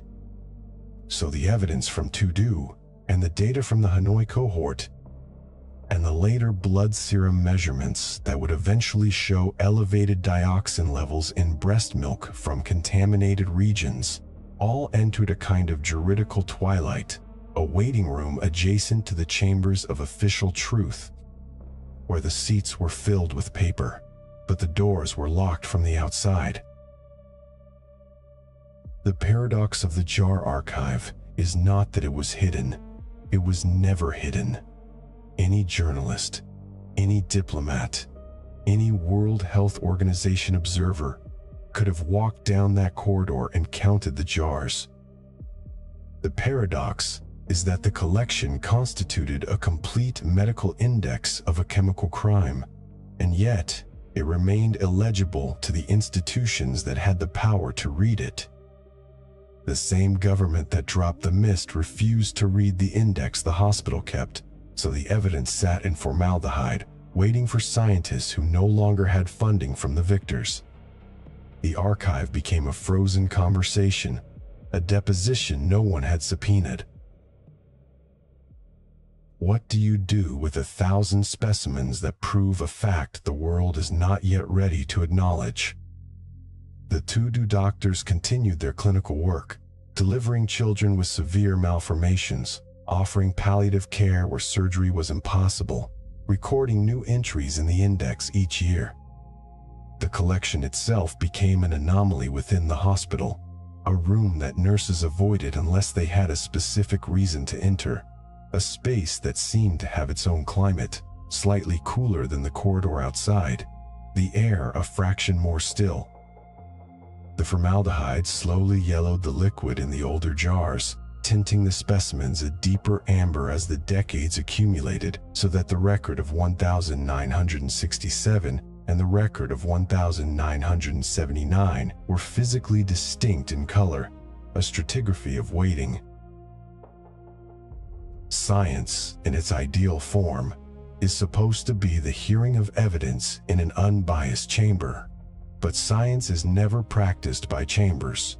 It is practiced by human beings who need salaries, who answer to grant committees, who operate within geopolitical constraints that determine which data sets are reliable and which are anecdotal.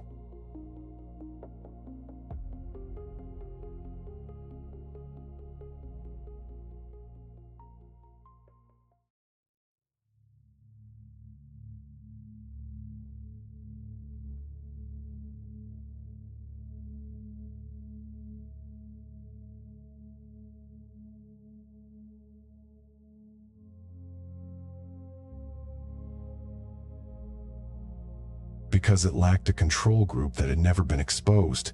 Whom could you find in Vietnam in 1970 who had no dioxin body burden?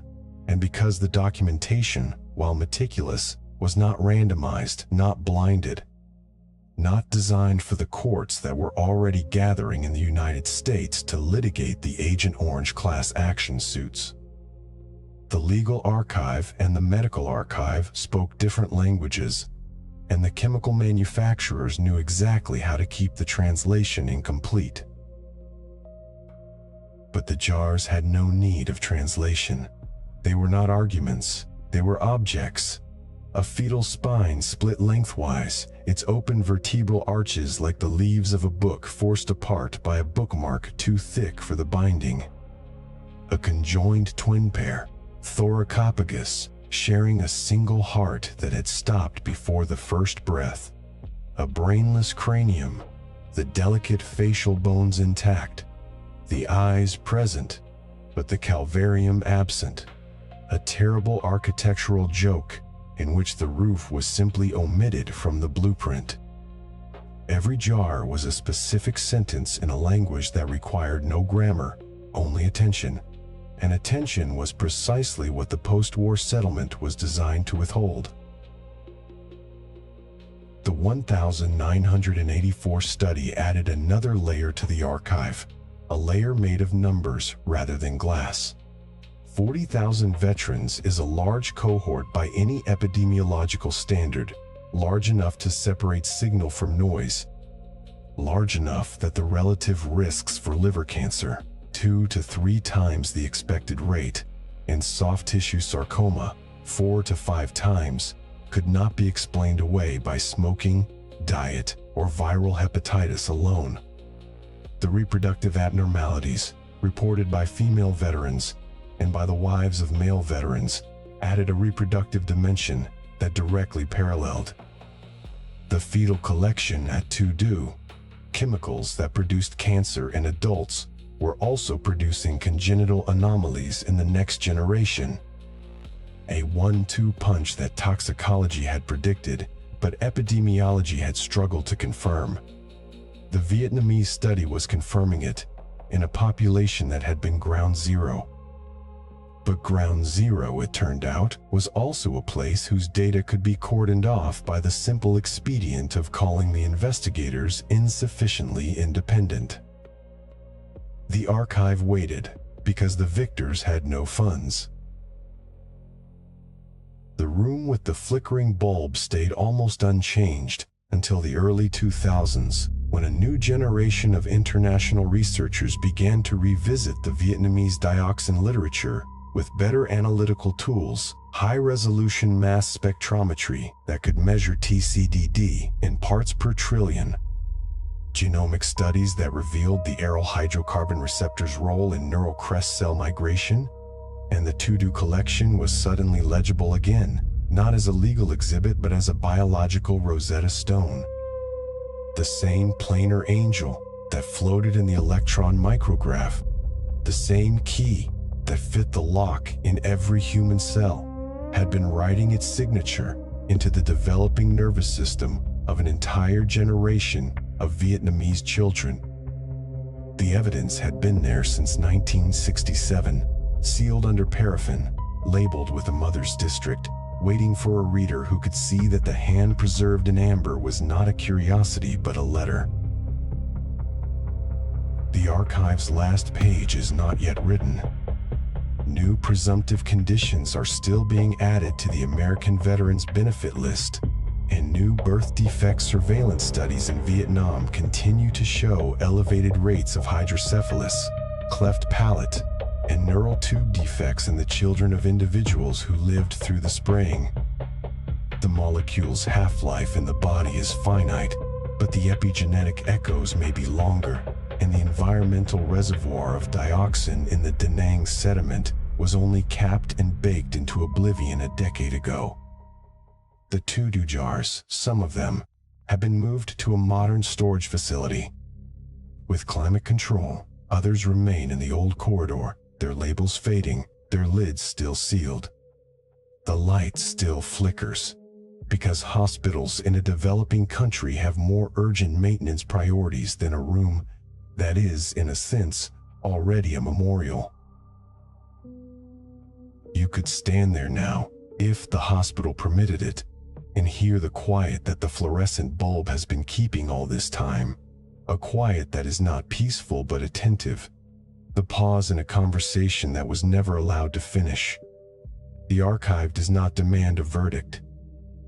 It does not insist on guilt, or reparations, or even memory. It simply holds the shape of what happened, the way a seismometer holds, a tremor long after the ground has stopped shaking. The hand in the jar is still reaching, and the question it asks is not why the molecule came, but why. Once the evidence was assembled so carefully, in such perfect glass, we chose not to look. The fluorescent tubes in the ceiling of the waiting room at the VA Medical Center in Columbia, South Carolina, had drifted out of phase, and one of them emitted a slow, almost inaudible flicker, a pulse just at the threshold of perception, like a moth trapped behind frosted glass. It was 4 p.m. on a Tuesday in late autumn, and the light through the high windows had already surrendered to the institutional glow of the corridor. The room held about 20 men, most in their 50s or 60s, some in ball caps with faded ship names, others in windbreakers zipped against a cold that was not outside. No one spoke. The only movement came from a television mounted high in the corner, its volume turned down to a murmur, where a news anchor was silently mouthing a report about the ozone layer, a hole opening over the southern hemisphere, another atmospheric wound traced to the long afterlife of industrial chemistry. A man shifted his weight in a vinyl chair, and the chair answered with a brief, sticky exhalation of air, the sound of foam compressing under years of use. His hands cupped a styrofoam cup of coffee long gone cold, and the backs of those hands bore a faint constellation of scars, not from shrapnel, but from a dermatologist's debridement of something called chloracne, a condition he had never heard of in 1968 when he was a door gunner out of Bien Hoa.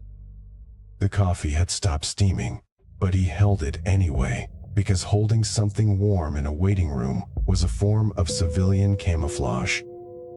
He was waiting for the results of a thyroid biopsy, and he was waiting in a building whose very existence had not yet been fully imagined on the day he came home, because the homecoming itself was still under construction. What he could not have known, sitting there, was that the law had been writing a new biography for him for nearly 2 decades, and it was still writing. The first draft of that biography appeared in 1984, not as a medical file, but as a legal instrument. A class action lawsuit captioned, "In Reagent Orange Product, Liability Litigation," filed on behalf of 2.4 million Vietnam veterans and their families against 7 chemical manufacturers: Dow, Monsanto, Diamond Shamrock, Hercules, Uniroyal, Thompson Chemicals, and TH Agriculture and Nutrition. The plaintiffs argued that their diseases, Their children's birth defects, their premature deaths, were the delayed and distributed impact of a molecule they had never heard of when they waded through defoliated streams. The litigation lumbered through the Eastern District of New York like a wounded animal, filling entire rooms with discovery documents, internal corporate memos, laboratory test results, field reports from the Nitro, West Virginia, plant where the safety disc had burst 35 years earlier. In those memos, one could trace the slow dawn of corporate understanding. A 1965 internal Dow communication noted that 2,4,5-T contained a toxic factor that caused liver damage and chlorinated in exposed rabbits. By 1970, the USDA had suspended most domestic uses of 2,4,5-T on food crops. By 1971, the military had ceased spraying Agent Orange, but the barrel had already emptied its invisible passenger into soil, water, and blood. The strange part was not that the case reached a settlement. The strange part was the mathematics of the settlement itself. On May 7, 1984, just hours before jury selection was to begin, the 7 companies agreed to pay $180 million into a fund for the veterans and their families. No defendant admitted liability. The settlement language carefully avoided any concession that the herbicides had caused a single illness, and $180 million, divided among 2.4 million potential claimants, came to roughly $75 per person, less than the cost of the uniform the soldier had worn. That number, $75, hung in the air of every subsequent VA waiting room, not as a sum, but as a valuation, an actuarial shrug that translated a lifetime of night sweats, lymph node swellings, and children born with missing brain hemispheres into the price of a good dinner for 2. The fund was exhausted by 1997, its disbursements a trickle of checks that arrived years after the death certificate, paid to widows who had to prove, again and again, that their husband's soft tissue sarcoma was not an act of God, but an act of procurement. The television in the Columbia waiting room cut to a commercial for a law firm, a local practice advertising help with disability claims, and the man with the scarred hands did not look up. He had already learned that the legal system had 2 doors. The first was the courthouse door, where his cohort had sought damages from the manufacturers directly, and that door had been slowly closing for years, each appeal tightening the frame, until the U.S. Supreme Court in 2009 ruled that state tort claims against the chemical companies were preempted by the government contractor defense. The second door was the administrative door, the one that led into the Department of Veterans Affairs, where the question was not, did they harm you, but, are you presumptively harmed? That door had been wedged open, very slightly, by the Agent Orange Act of 1991. That act was a peculiar piece of legislation. It did not require a veteran to prove that his exposure to the dioxin-contaminated herbicide had caused his specific cancer. Instead, Congress directed the Secretary of Veterans Affairs to contract with the Institute of Medicine to review the scientific literature every 2 years and determine whether there was sufficient evidence of a statistical association between exposure and a given disease. If the evidence reached the threshold of sufficient, the Secretary could create a presumptive service connection, meaning the VA would automatically accept that the illness was war-related if the veteran had set foot in Vietnam. In 1991, the list included non-Hodgkin lymphoma, soft tissue sarcoma, chloracne, and a handful of others.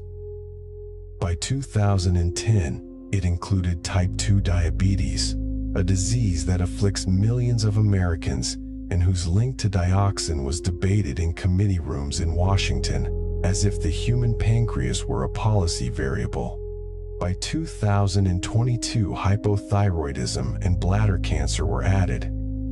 The list had grown like an after-action report, written in invisible ink, the text becoming legible only as the veterans themselves aged and died. The soldier who returned with a cough had to wait until the law wrote him a new biography, one where his illness existed only because a committee, decades later, voted it into existence. That was the paradox that filled the vinyl chairs of every VA waiting room in the country. A disease was not a disease for the purposes of compensation until a panel of epidemiologists and statisticians convened in a conference room with coffee urns and name placards, declared that the weight of the evidence had shifted from suggestive to sufficient. The veteran's own body had been reporting its damage for years, in the slow creep of a lymph node swelling, in the glucose readings that climbed without explanation, in the sudden bruising that led to a diagnosis of multiple myeloma. But the body was not a legal document. It had no standing. It could not file a claim.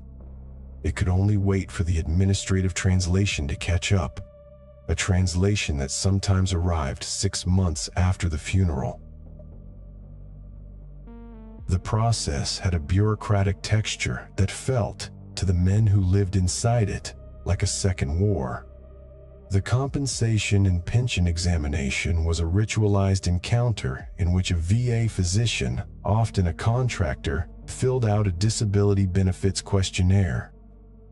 The veteran sat in a small, windowless room and described his symptoms: the numbness in the extremities from peripheral neuropathy, the fatigue that no longer responded to rest, the strange rashes that flared and receded, while the physician clicked through a digital form. The form had drop-down menus that coded the veteran's suffering into checkboxes. Those checkboxes fed into an algorithm that computed a disability rating, a percentage between 0 and 100, a number that would determine the size of the monthly check. The process was indifferent to the origin of the illness, because the origin had already been presumed by the Act. The process cared only about the severity, the impairment, the capacity for sedentary work. In this way, the government had designed a machine that could acknowledge the harm without ever naming the party that had caused it. The chemical companies had paid $180 million and walked away without a scar. The taxpayer had spent over $12 billion cumulatively on Agent Orange related disability payments by 2020, a figure that climbed by roughly $1 billion a year. The cost had migrated from the corporate ledger to the federal budget, a quiet transfer of debt from the manufacturer to the citizen, executed through the polite machinery of administrative law. The man in the VA waiting room shifted again, and the vinyl made its small noise, and the television now showed a graphic of the ozone hole over Antarctica, a blue and magenta blotch that expanded and contracted with the seasons. The chemistries were different, but the logic was the same. A molecule produced by human industry, released into a shared atmosphere, persisting far longer than anyone anticipated, altering the body of the planet and the bodies of its inhabitants in ways that only became visible through epidemiological retrospect. The dioxin in the veteran's adipose tissue had an elimination half-life of 7 to 11 years, meaning that a dose absorbed in the Mekong Delta in 1968 was still measurable in his blood serum during the 1980 presidential debates. Still bioavailable when his daughter was born with a neural tube defect, still slowly leaching out of his fat cells as he sat in that chair, waiting for a tissue diagnosis that would either confirm or deny the newest presumptive condition. The archive of evidence, meanwhile, had been kept not in Washington but in Saigon, in the glass jars at Tudu Hospital, where over 1,000 fetal specimens preserved in formalin had been accumulating since 1967. American scientists were slow to gain access to that archive. partly because diplomatic relations between the United States and Vietnam were not normalized until 1995, and partly because the Vietnamese government had long felt that the victors of the war had no interest in the medical consequences they had left behind. When collaborative epidemiological studies finally began in the early 2000s, they found what the Vietnamese doctors had been documenting for 30 years: clusters of birth defects, unusually high rates of certain cancers in veterans and civilians, and a legacy that did not respect borders or ceasefires. The $75 per person in the 1,984 settlement had not accounted for any of this. The Agent Orange Act of 1991 had not accounted for any of this either, because it was written for American veterans, not for the Vietnamese civilians who had breathed the same mist, eaten the same contaminated fish, and born children with the same missing brain structures. The compensation map of the war was drawn with a thick line down the Pacific Ocean, and the side of the line on which you were born determined whether your suffering was legally legible. The fluorescent light in the waiting room flickered once more, and the man looked up at it, not because it needed fixing, but because the rhythm of the flicker reminded him of something: the strobe of rotor blades perhaps, or the flash of a phosphorus round, or simply the beat of a heart arrhythmia that had started after he came home and had never been fully diagnosed. The nurse eventually called his name, a surname that had once been attached to a 20-year-old corporal from a small-town in Ohio, and he rose from the chair, leaving the cold coffee on the seat, and walked down the corridor toward the examination room. The law had now written him into existence twice, once as a plaintiff in a lawsuit that had paid him a check smaller than his monthly rent, and once as a presumptive beneficiary of a statute that had slowly, belatedly, recognized that his cough, his scarred hands, his unstable blood sugar were not personal failings but chemical signatures. The third draft of his biography was being written in a pathology lab somewhere in the building, in the shape of cells on a glass slide, stained pink and blue, waiting for a pair of eyes to classify them as malignant or benign. That draft would not be finished for another week, and when the results came, he would either be added to the VA's tally of compensated conditions, or he would be told that the evidence was still insufficient, that the committee had not yet voted, that he would have to wait a little longer. Holding his cold coffee in a vinyl chair under a flickering light, while the television silently narrated the slow healing of the atmosphere. The waiting room emptied and refilled, as it had every day for decades, and the man's story joined the thousands of others stored in the VA's electronic records, a database that grew with each new presumptive condition added to the list. The law had replaced the courtroom door with an administrative corridor that stretched on, and at the end of that corridor was not a verdict but a treatment plan, not an admission of guilt, but a prescription, not justice but maintenance. And maintenance, in the end, was the quiet and expensive form that homecoming took: a lifetime of appointments, referrals, lab draws, and the slow, additive arithmetic of compensation checks that never quite covered the whole cost, but kept the ledger open, the debt unpaid, the archive incomplete. The molecule had come home not as a soldier but as a permanent resident, and the law, for all its procedures, had found no way to revoke its visa.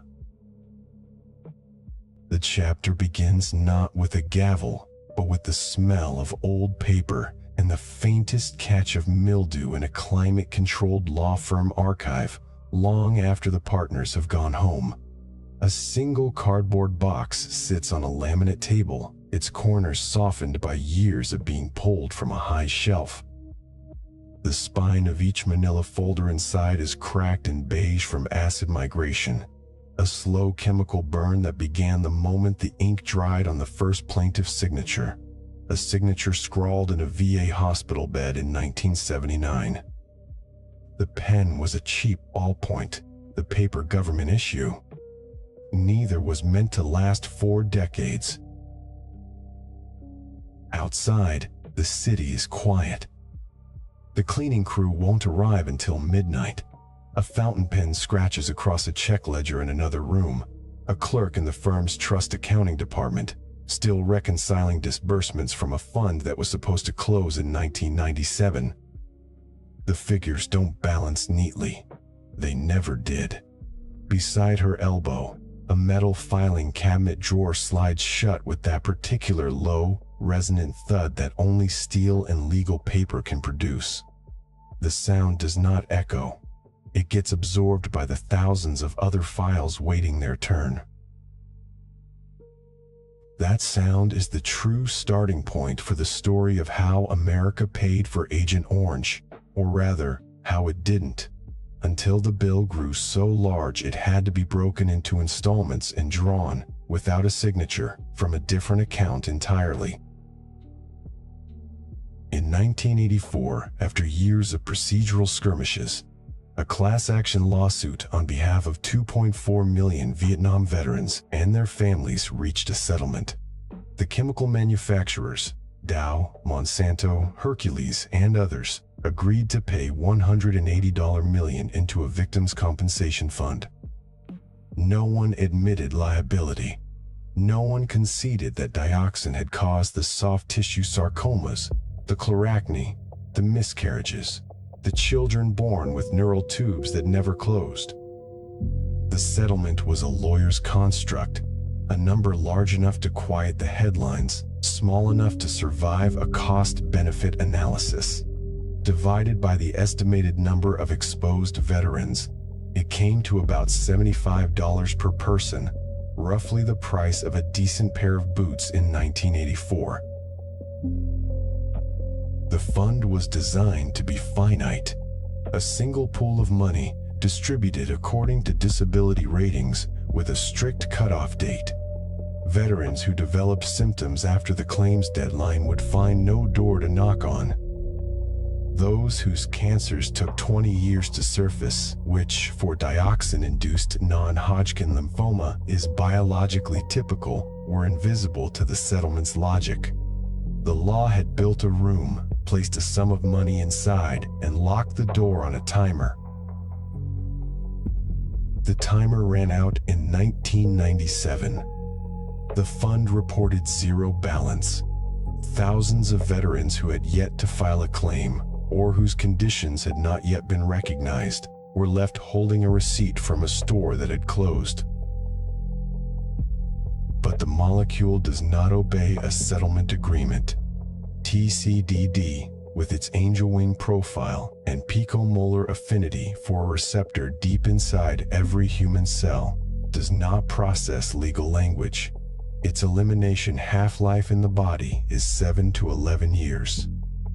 For a soldier exposed in 1968, the dioxin load in his blood was still detectable during the Reagan-Gorbachev summits and the fall of the Berlin Wall. By the time his lymphoma began to whisper its presence in a lymph node under his arm, the fund that was supposed to help him had been empty for 10 years. The archive of his exposure was written in his own tissue, in a script that needed decades to develop, like ink that forms only when the paper ages. This is the paradox of the slow-forming ink. The injury and its recognition exist on different timelines. The body keeps its own ledger, but the state requires a notarized translation. For many veterans, that translation arrived not through a courtroom, but through a bureaucracy. In 1991, Congress passed the Agent Orange Act, and for the first time, the Department of Veterans Affairs was required to establish a list of diseases for which presumptive service connection would apply. If a veteran served in Vietnam, and if he developed one of these diseases, the VA would assume, without requiring proof of specific exposure to a specific spray mission, that the illness was war-related. It was a quiet revolution in legal reasoning. Instead of asking a sick man to prove that a particular barrel of Agent Orange had been loaded onto a particular C-123 and flown over his particular grid coordinate on a particular humid afternoon in 1967, the law simply said, "You were in Vietnam, and now you are ill." The space between these two facts is no longer a chasm. It was, in effect, a legal fiction, but a merciful one, built on the growing mountain of epidemiological evidence that the Vietnamese had been collecting since the 1970s, and that American scientists had slowly, reluctantly, begun to accept. The presumptive list began with non-Hodgkin lymphoma, soft tissue sarcoma, and chloroquine. Then it expanded. Type 2 diabetes was added in 2002 over the objections of some endocrinologists who argued the mechanism was unproven. Then, ischemic heart disease, Parkinson's disease, and chronic B-cell leukemias. In 2022, hypothyroidism and bladder cancer were added. Each addition was a small legislative tremor, a committee vote in a wood-paneled hearing room, a line item adjustment in a budget that no voters would read.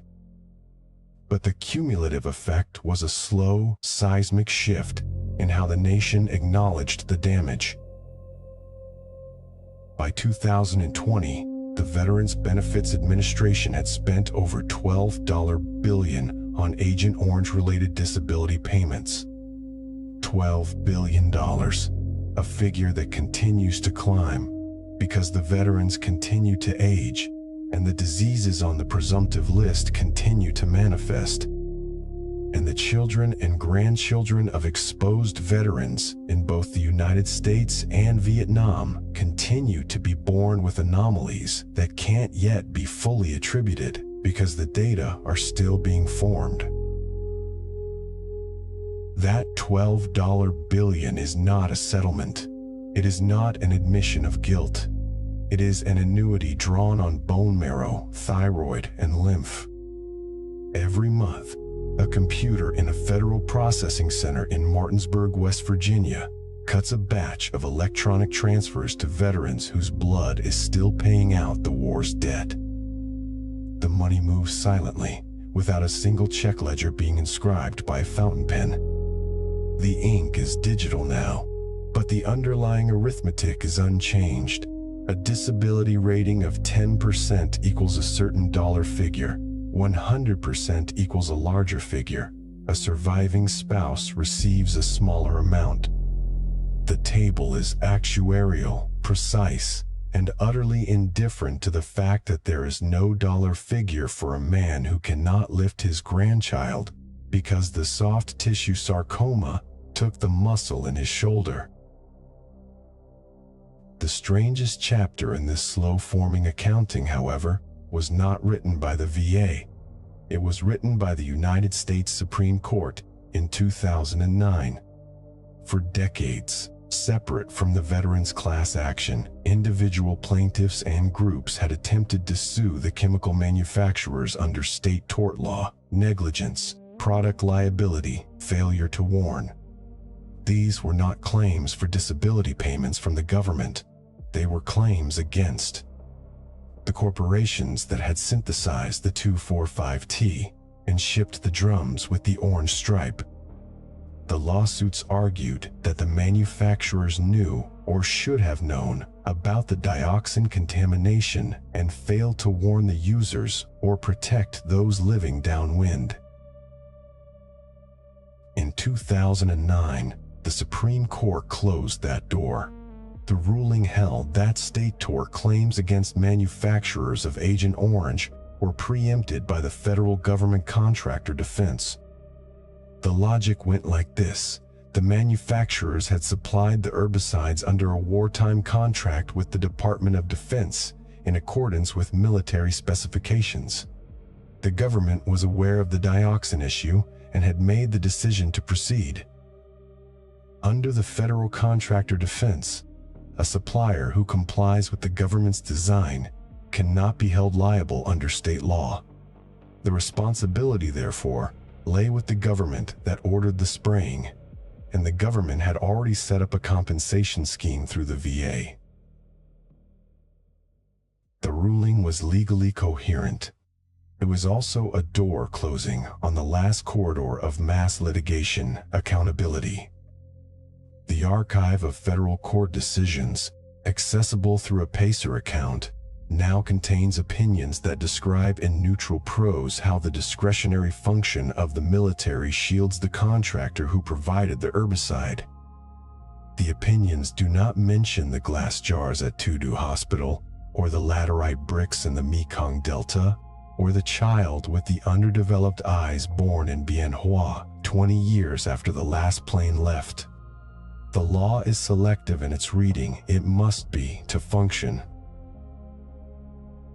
In a back room of a law library, a paralegal who has spent 20 years compiling Agent Orange cases pulls a folder from a cabinet and sees the same evidence she saw in 1998. Internal Monsanto memos, depositions from plant managers in Nitro, West Virginia. The same chlorinated photos on glossy Kodak paper. The folder's index tab has yellowed. The last entry is a printed copy of the Supreme Court syllabus, its ink slightly faded from acid migration, as if the decision itself is already being broken down by the same indifferent chemistry that produced the dioxin in the first place. What happens when the law cannot fully digest an injury? It metabolizes it into another form. The $12 billion from the VA is the result of that metabolism, a conversion of chemical exposure into monthly financial obligation, overseen by claims processors in federal office parks who have never smelled the kerosene exhaust of a C-123. Each processor has a password and a training manual and a performance metric for how many claims they must process per day. The work is impersonal, but it is also, in its own way, an act of witnessing. The slow-forming ink is not only in the body, it is in the government's ledgers, in the incremental growth of a budget line item that nobody in Congress wants to campaign on, but nobody can cancel.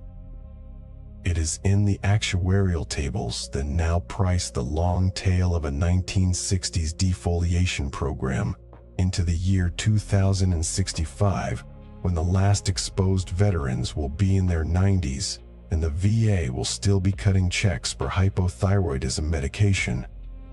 And it is in the uncharted territory beyond the veterans, in the children and grandchildren whose medical records are only now beginning to form a pattern that future committees will either add to the presumptive list or, for lack of clear prospective studies, ignore.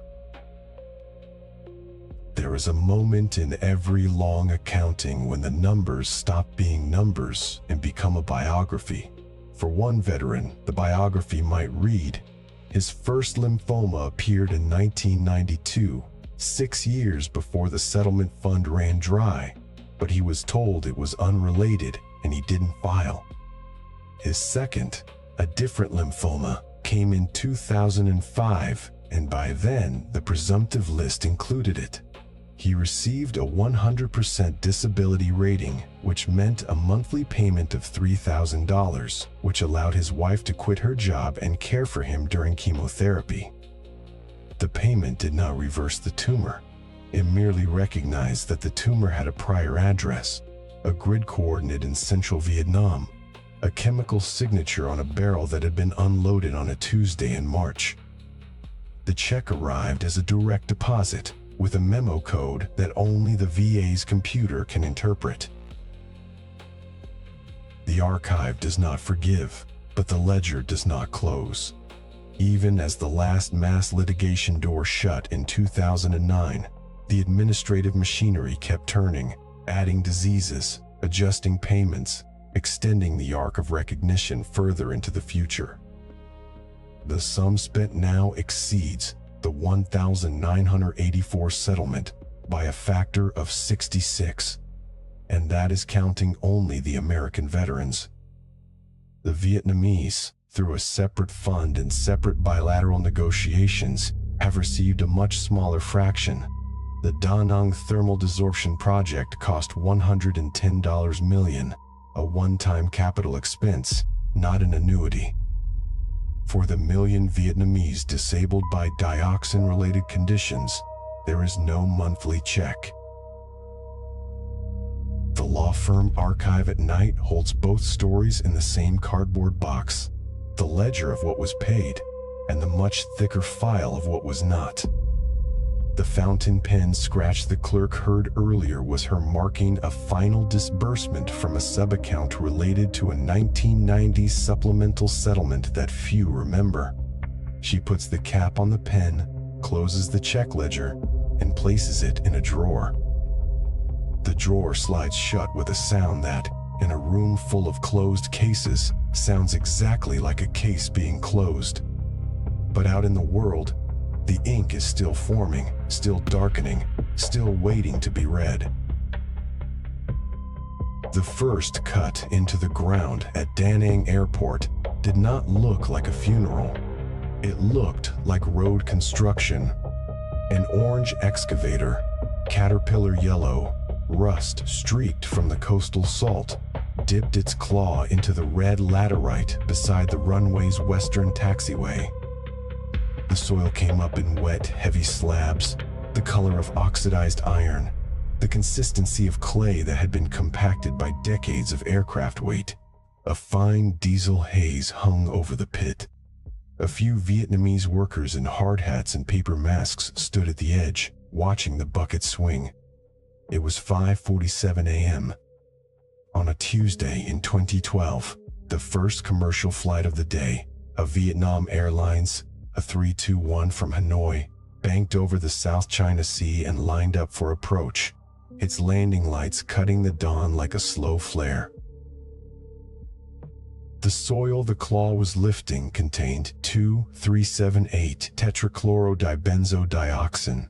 Not much by mass, parts per billion, parts per trillion in some samples, but enough to make the ground a permanent liability.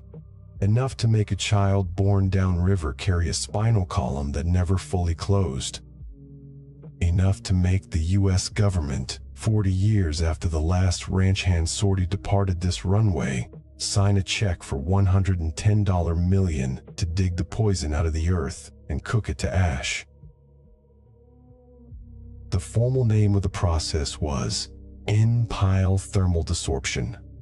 The informal name, the one the project engineers used in the prefab site offices, was the oven.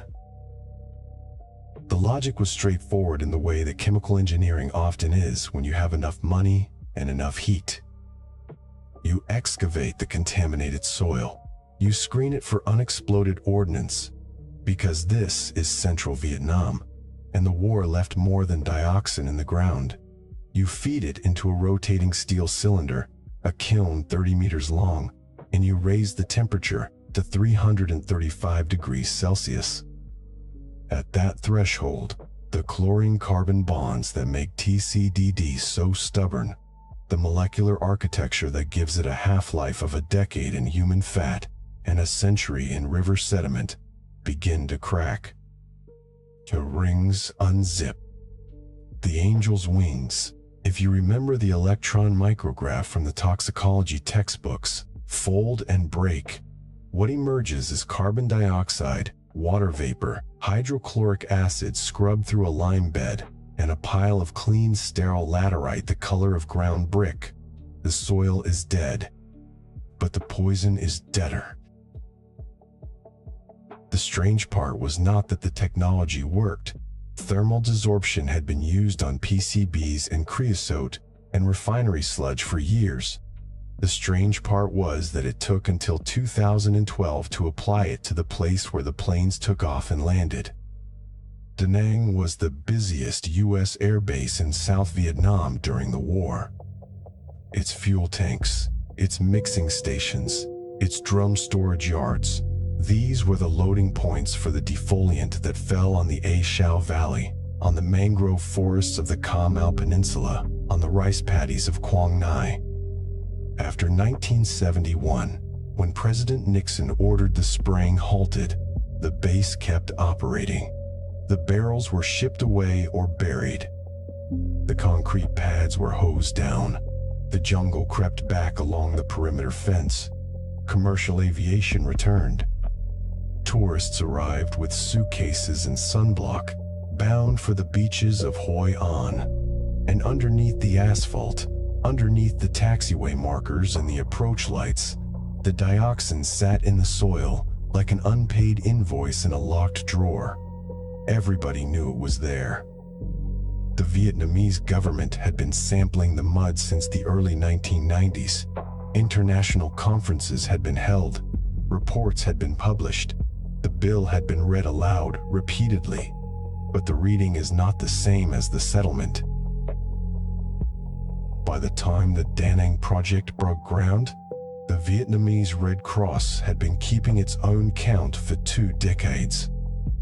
Their estimate, rough, epidemiological, extrapolated from hospital admissions and village surveys, held that approximately 1 million people in Vietnam were living with disabilities traceable to dioxin exposure, birth defects, cancers of the soft tissue and the lymphatic system, type 2 diabetes that appeared too early and progressed too fast, neurological damage in children whose grandparents had waded through the spray drift in 1968. The number is difficult to verify with the precision that a Western court would demand. The exposure data is fragmentary, the control populations imperfect, the confounders many. But the number is not imaginary. It has a weight.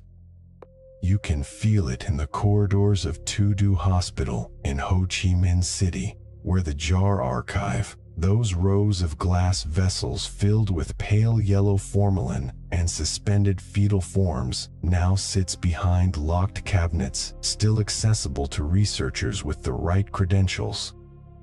You can feel it in the waiting room of any provincial rehabilitation clinic, where the mothers are too young to remember the war, but old enough to have learned its vocabulary from a doctor's diagnosis. The paradox of Da Nang is that the remediation was, by any engineering standard, a success.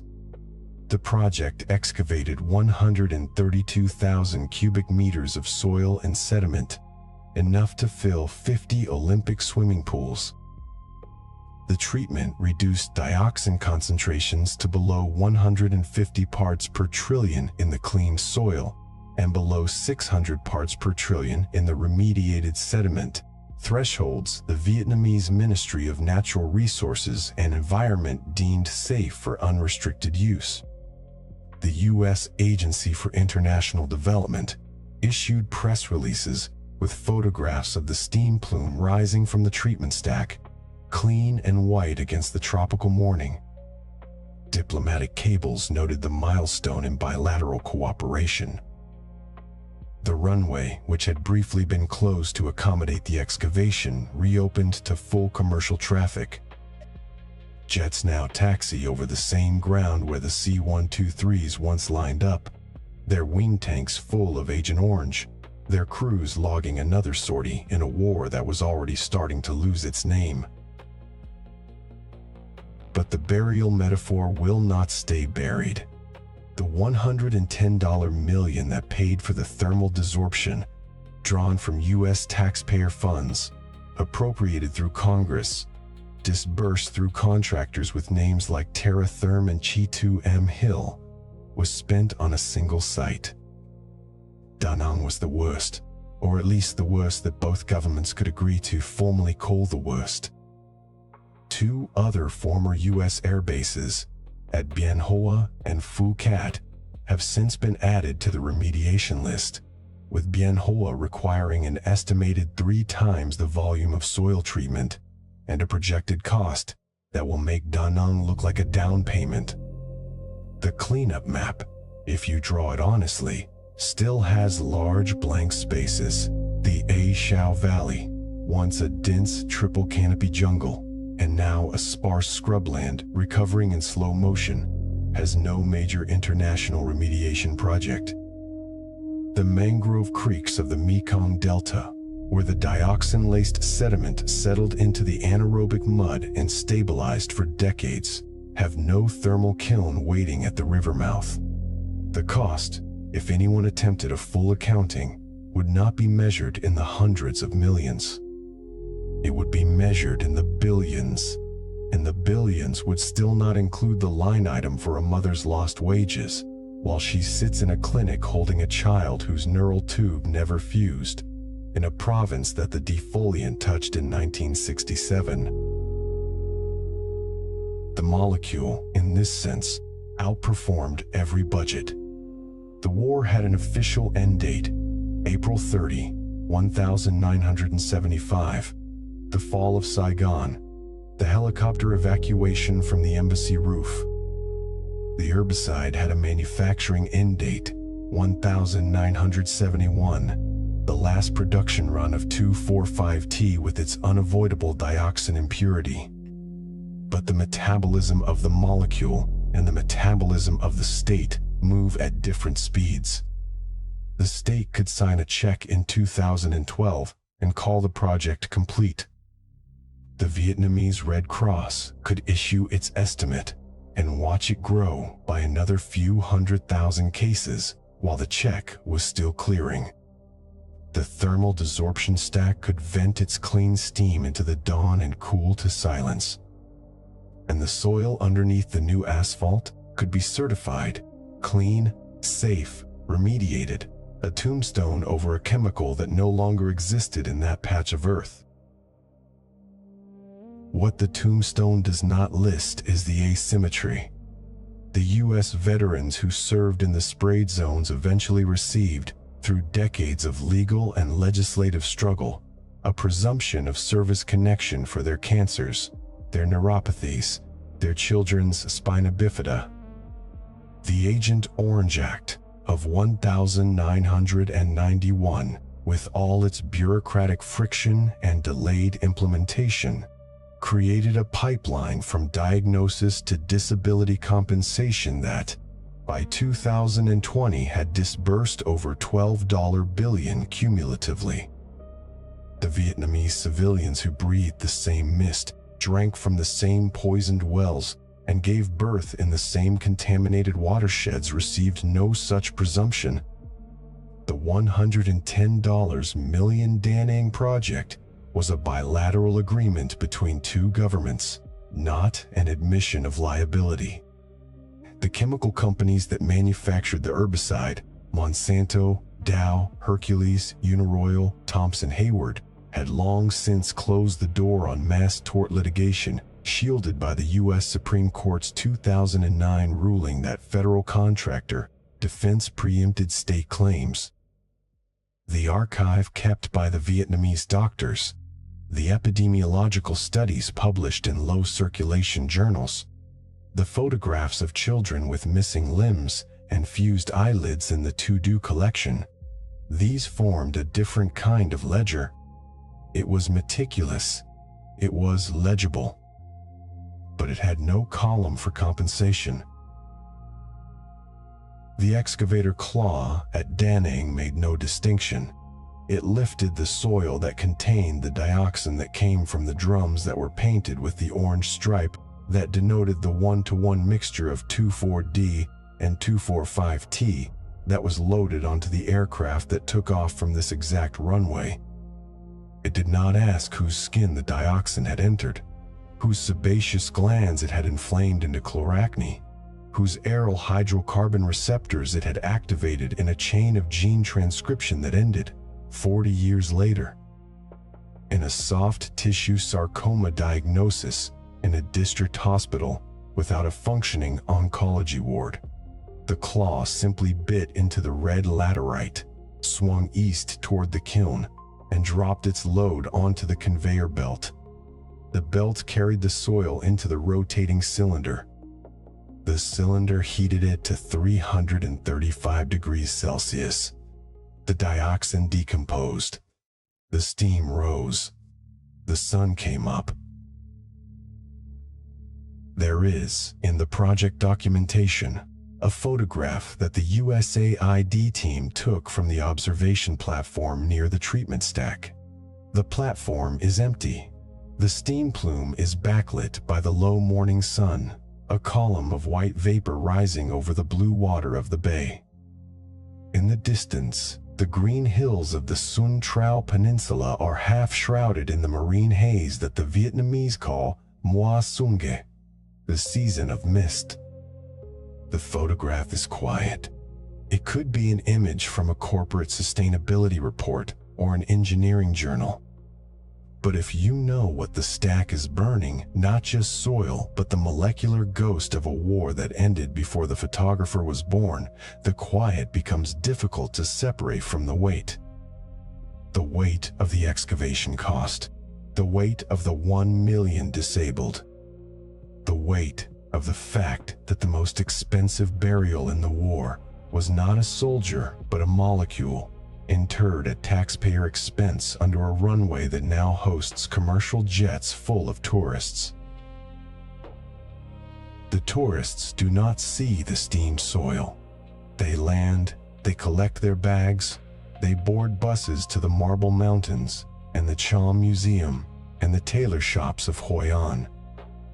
The tarmac under their feet is a sealed surface, hot in the afternoon sun, marked with painted lines and fuel stains and the tire tracks of 100 arriving aircraft.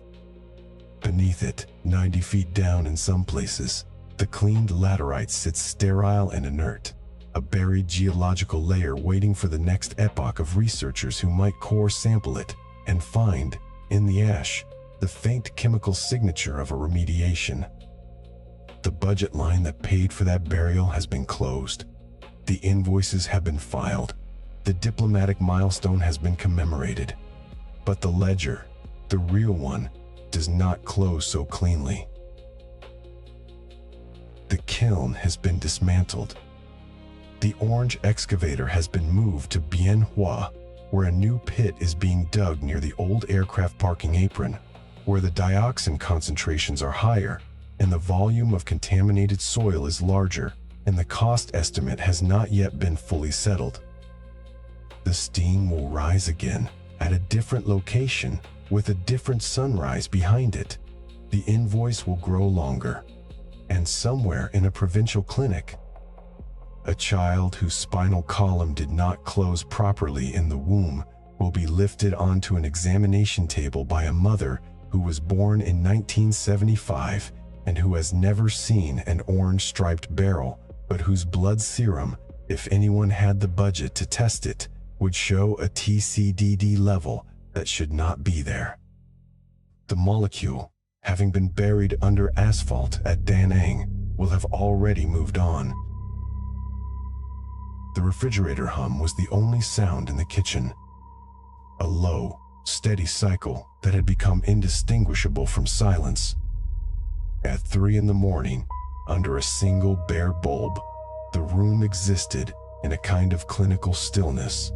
The laminate countertop wiped clean, a glass of water beating condensation, a wooden chair pulled slightly askew from the table. A woman sat in that chair, her back to the window, a worn cotton robe falling loose at the shoulder.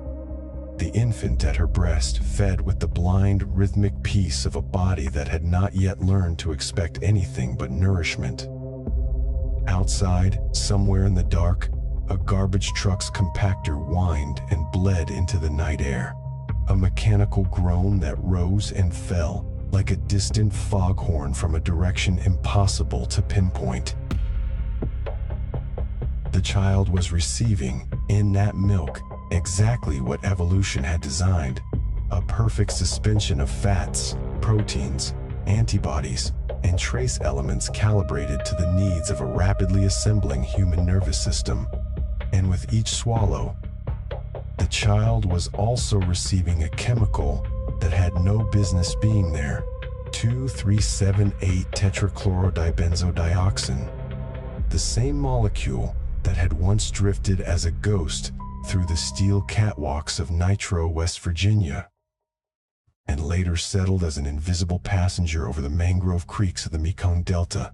The concentration was vanishingly small, measured in parts per trillion, but it was present. It is present in every nursing mother on the planet, a fact that belongs not to medical anomaly, but to baseline chemistry now. The journey from a ruptured safety disc in 1949 or a spray plane over Quang Ngai to a quiet apartment kitchen in any city on Earth is not a straight line. It is a slow, patient redistribution through the systems humans have built and the systems they cannot control. Dioxin does not respect the boundaries that politics draws on maps. It travels by wind current and ocean current, by the migration of fish and the shipment of grain, by the drift of atmospheric particles that settle on pasture grass. It finds its way into the fat of a dairy cow in Ireland, into the tissue of a Baltic herring, into the butter in a refrigerator in Toronto, into the milk a mother produces in Lagos or Lima or Lubbock. The molecule is a global citizen in the most literal sense. It knows no border, answers to no sovereignty, and carries no passport. Its right to residence was never negotiated, only detected. The formal recognition of this citizenship arrived slowly, as such recognitions always do.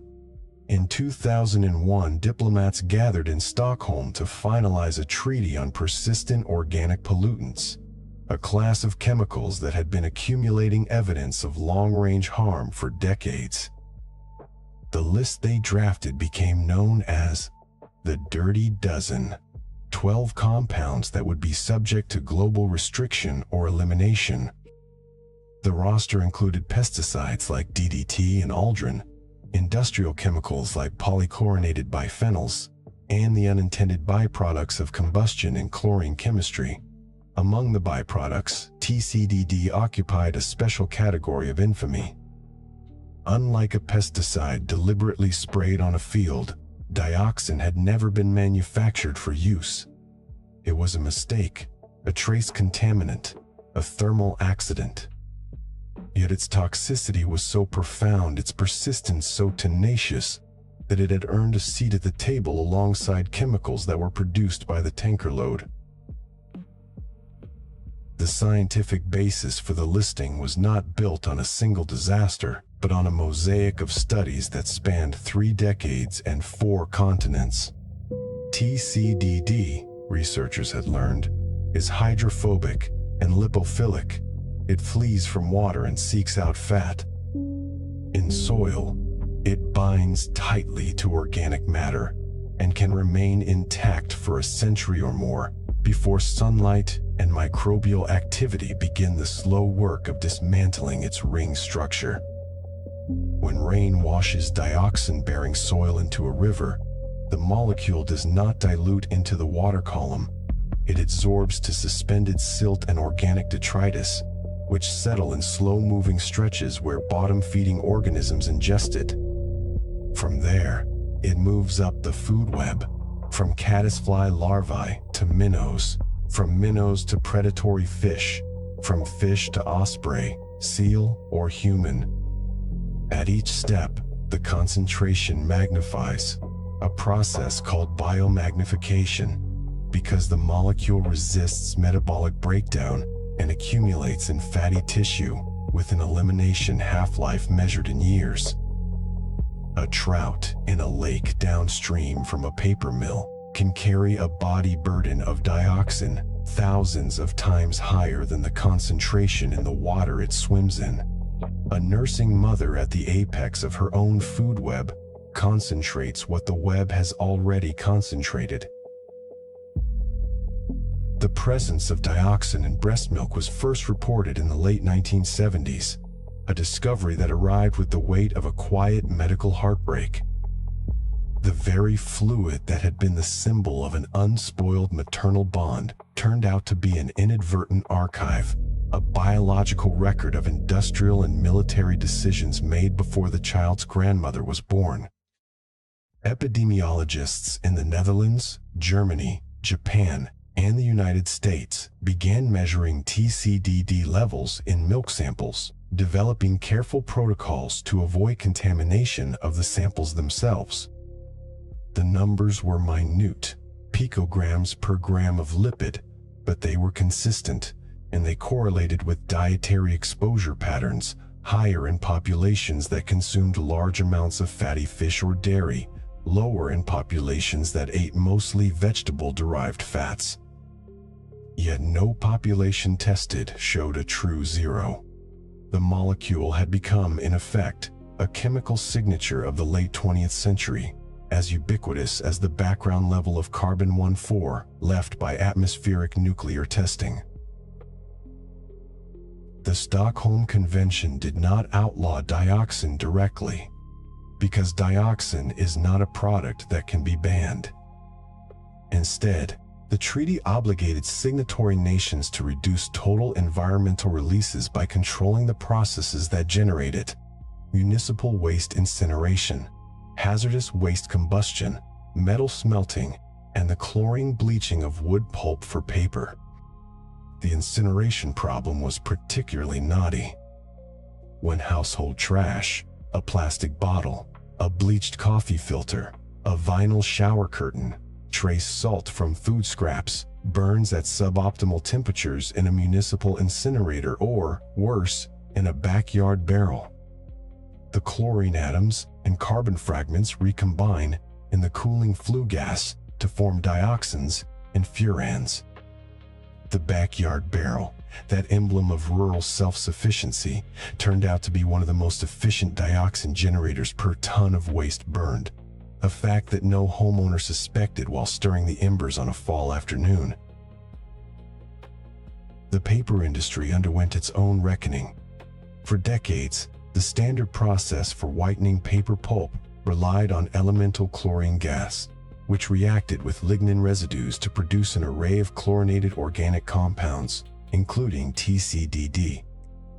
The effluent from pulp mills deposited dioxin into rivers where it entered the food chain, and the paper products themselves, coffee filters, milk cartons, tampons, disposable diapers, carried a trace chemical cargo directly to the consumer. A shift to chlorine dioxide or oxygen-based bleaching processes in the 1990s drastically reduced, but did not eliminate the pathway. The molecule had already seeded the environment. The question was no longer how to erase it, but how to stop adding to the deposit. The strange part was not that the contamination existed, but that it had taken so long to recognize what a chemical photograph from 1949 and a war from the 1960s had quietly bequeathed. The same molecular architecture that had been diagrammed in a Boyce-Thompson greenhouse, that had scarred the faces of nitro workers with chloracne, that had ridden in an orange-striped barrel across the Pacific, had by the year 2000 become a resident of the most intimate human tissue. From the adipose of an Arctic Inuit elder to the colostrum of a newborn in a sunlit maternity ward in Christchurch. It had acquired a kind of biological citizenship that no government had ever voted on, no treaty had authorized, and no regulatory agency could revoke. The refrigerator in the apartment kitchen cycled on again, a brief, mechanical shiver that rippled through the floorboards. The woman shifted the infant to her other breast, her eyes half closed, her thumb rubbing a small circle on the softness of the child's skull. The garbage truck had moved on, its compactor whine now a thin thread of sound dissolving into the city's ambient hum. There was no marker on the milk, no stripe on the moment, no way for her body to filter out the molecule even if she had known it was there. The mammary gland concentrates lipids, and the lipids carry the history of what the mother has eaten, breathed, and absorbed over the whole arc of her life. That history, in the year 2024, inevitably includes dioxin. It is a fact that public health authorities handle with care. The known benefits of breastfeeding, immune protection, cognitive development, maternal-infant bonding, still overwhelmingly outweigh the hypothetical risks of trace dioxin exposure. The advice to mothers remains the same.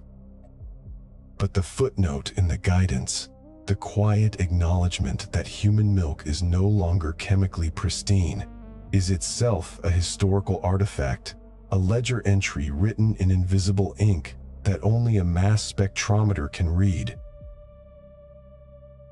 The molecule had never asked for a role in human affairs. It had no biological function, no evolutionary niche, no ecological purpose. It was born from the union of chlorine and carbon under heat, a thermodynamic accident that happened to produce a shape of terrifying stability. Its near-planar geometry, the hexagons of carbon and oxygen arranged like a small, rigid angel, allowed it to slip without resistance into the aryl hydrocarbon receptor inside the cytoplasm of nearly every vertebrate cell. Once bound, it could not be easily unbound. The receptor, evolved to handle a range of natural plant flavonoids and some endogenous signals, found itself hijacked by a molecule for which it had no evolutionary precedent. The lock that had been waiting for a key that never existed in nature was opened by a key that nature never intended to make. The downstream effects, altered gene transcription, disrupted hormonal signaling, slow-developing cancers. Metabolic shifts were not the result of malice, but of an eerie structural compatibility, a chemical fit so perfect it felt, to the scientists who first worked it out, like a mistake at the level of physical law. That compatibility had by now expressed itself in a global inventory of symptoms that no single agency could assemble into a complete picture. The studies from Seveso, from the Michigan PBB cohort, from the ranch hand pilots, from the Vietnamese birth defect registries, from the industrial workers of Germany and the Netherlands, each contributed a tile to a mosaic that sprawled across disciplines and decades. The pattern showed that TCDD raised baseline risks for a spectrum of conditions: soft tissue sarcoma, non-Hodgkin lymphoma, type 2 diabetes, ischemic heart disease, thyroid dysfunction, alterations in the sex ratio of offspring, subtle neurodevelopmental shifts in children with higher prenatal exposure. None of these effects was a signature disease in the way that chloracne had been. They were statistical drifts, detectable only in the aggregate, requiring careful epidemiological subtraction of smoking, diet, occupation, and age. They were the slow-forming ink of a document written in ink that never dried. The garbage truck, now blocks away, triggered the brief, percussive clang of a dumpster being lowered to the asphalt. The woman opened her eyes, glanced at the clock on the microwave, and adjusted the blanket over her shoulder. The child had stopped feeding and drifted into the limp, trusting unconsciousness that follows a full stomach. She lifted the infant to her chest, patted the small back until a wet burp came, and then settled the warm weight into the crook of her arm. Outside the window, the sky was beginning its slow modulation from sodium orange to a deep, pre-dawn violet. In a few hours, the sun would illuminate the plume of a municipal incinerator on the industrial edge of the city, the stack emitting a transparent column of gases scrubbed to meet the legal limit, but not to zero. In a paper mill upstream, the washing line would rinse pulp that had never seen elemental chlorine, yet the effluent would still carry the ghost of organochlorines at concentrations too small to regulate.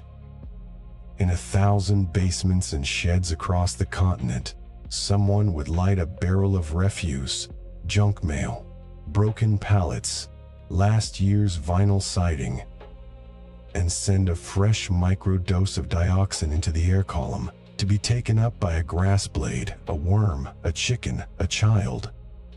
The cycle did not begin with the war, and it did not end with the peace. A contaminant created by a 1940s industrial accident and a 1960s defoliation campaign had become, by the turn of the millennium, a permanent chemical signature of the Anthropocene in every newborn's first meal. It was a monument not of stone but of carbon-chlorine bonds, a structure that decayed so slowly that it became, in effect, a fossil of the industrial age embedded in the living. The molecule was indifferent to the statues erected in memory of wars. It had erected its own memorial in the fatty tissue of every human being on Earth, a memorial that would persist for generations after the last orange-striped barrel had rusted into soil. That was the paradox. The most intimate moment of mammalian nurture had become, without consent or notice, a carrier of a message written in a factory explosion and a jungle war, a message that read simply, "I was here, and I remain."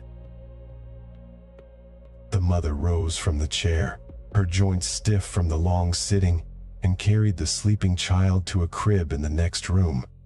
The refrigerator hummed on, a steady and unremarkable witness.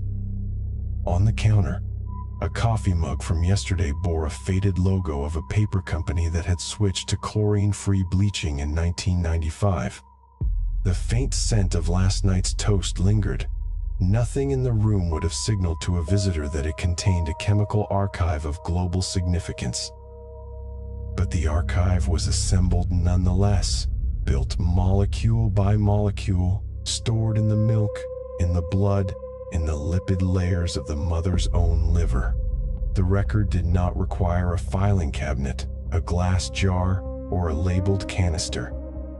It required only a body, living and metabolizing, to hold the evidence until someone knew how to read it. The reading continues.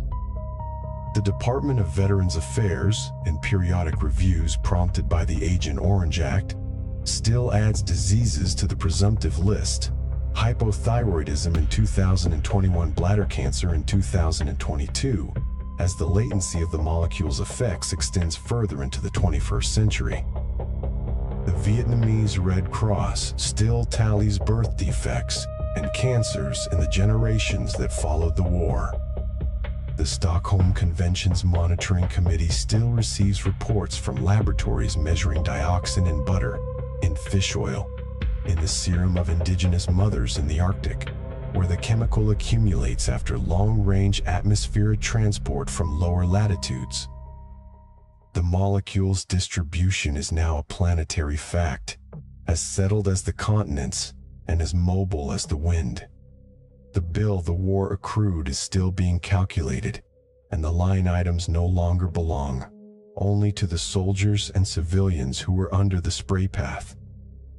They belong to the global body, the shared physiology of a species that learned to manipulate chlorine without fully understanding the aftertaste.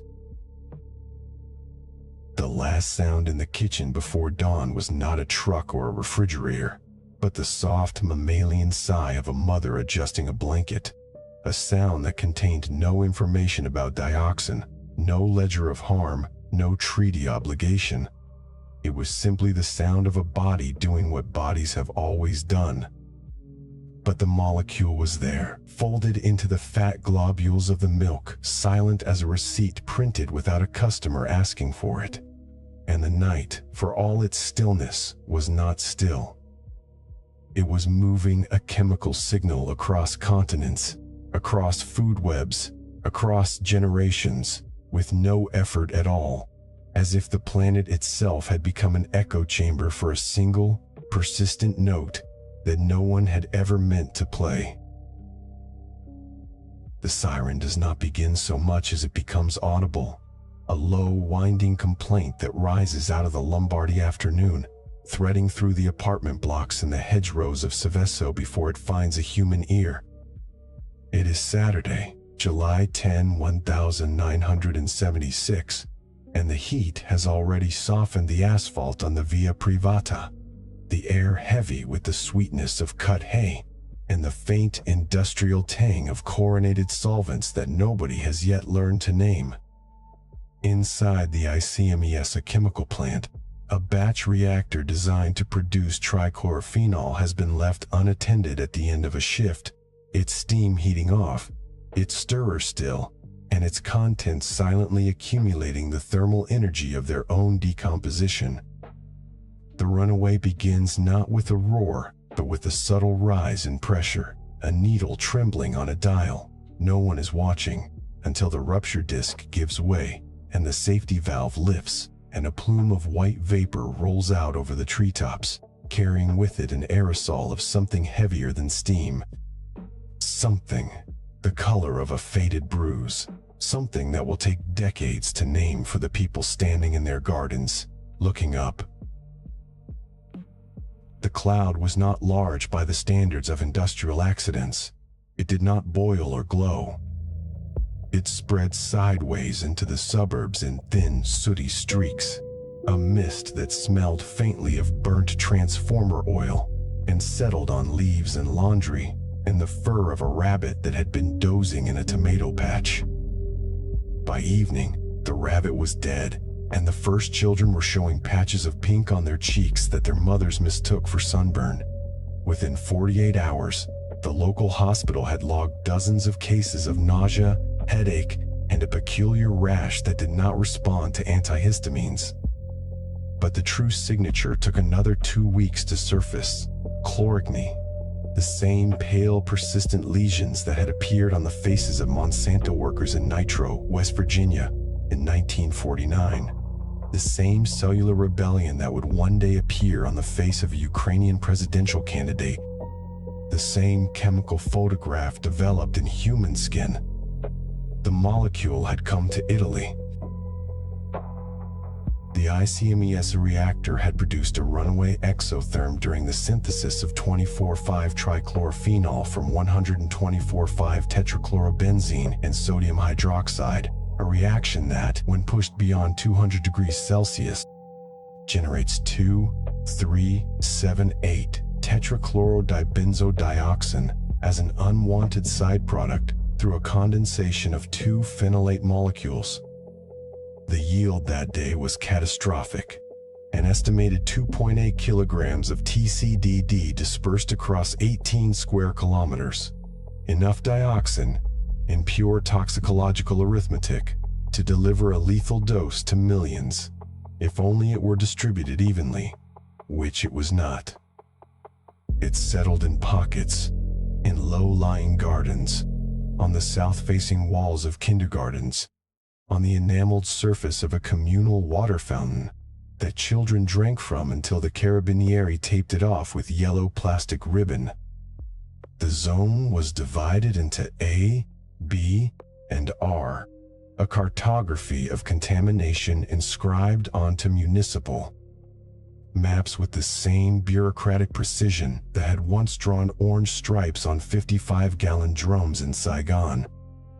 The residents of Zone A, the innermost circle, the highest exposure, were evacuated within days, their belongings left behind, their pets euthanized, their windows sealed with tape that would remain in place for years while the soil was scraped and sealed in concrete tombs.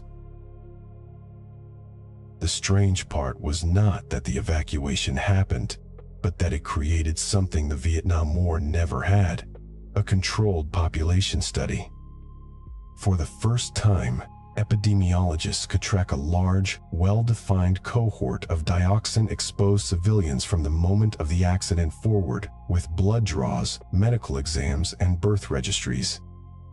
They followed the women of Seveso through their pregnancies and noticed a subtle but statistically significant shift in the sex ratio of their offspring: more girls, fewer boys, a phenomenon that had been observed in laboratory animals but never confirmed in humans.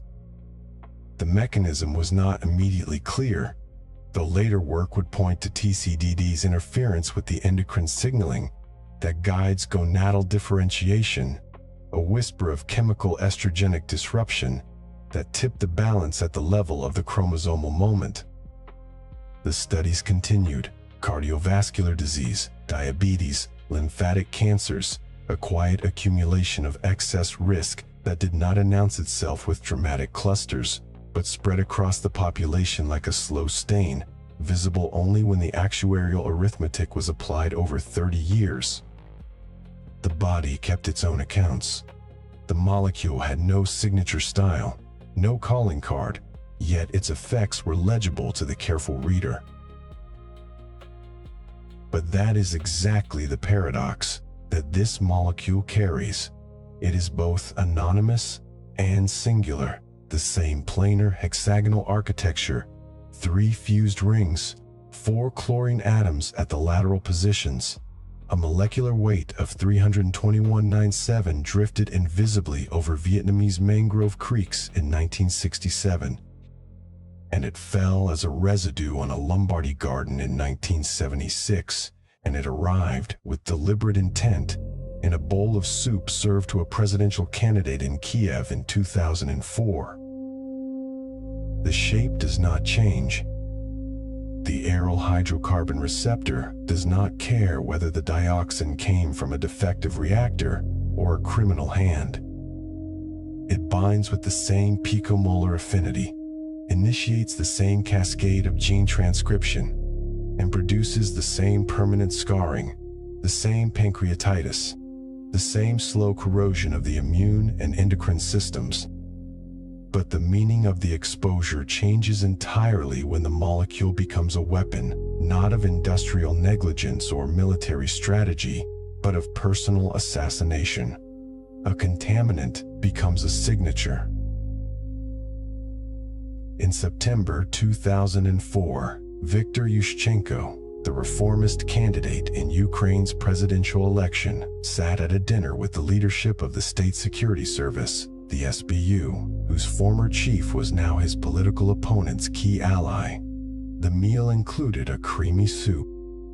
Within hours, Yushchenko fell ill with severe abdominal pain, pancreatitis, and a constellation of symptoms that confounded his physicians. The pain was debilitating. The skin eruptions began days later and progressed until his face was transformed into a mask of cysts and lesions, a topography of chemical damage that could not be hidden by television lighting. He flew to Vienna, where a specialist clinic performed a series of blood analyses, and a sample was sent to a laboratory in London equipped with high-resolution gas chromatography and mass spectrometry. The result was the highest concentration of TCDD ever recorded in a living human, approximately 8.6 million picograms per gram of blood lipid, a value that exceeds normal background levels by a factor of 50,000. The number was so extreme that some initial reports questioned the assay, but it was real. The dioxin was pure, pharmaceutical grade in its profile, not the messy mixture of congeners that would appear in a batch of contaminated herbicide. It had been manufactured or purified with intent. The molecule had become a calling card. The London laboratory technician who ran the sample would later recall the moment the spectrophotometer's spectral peaks aligned, the characteristic isotope pattern of the tetrachlorinated congener, glowing on the monitor like a fingerprint under ultraviolet light. It was not a discovery so much as a recognition.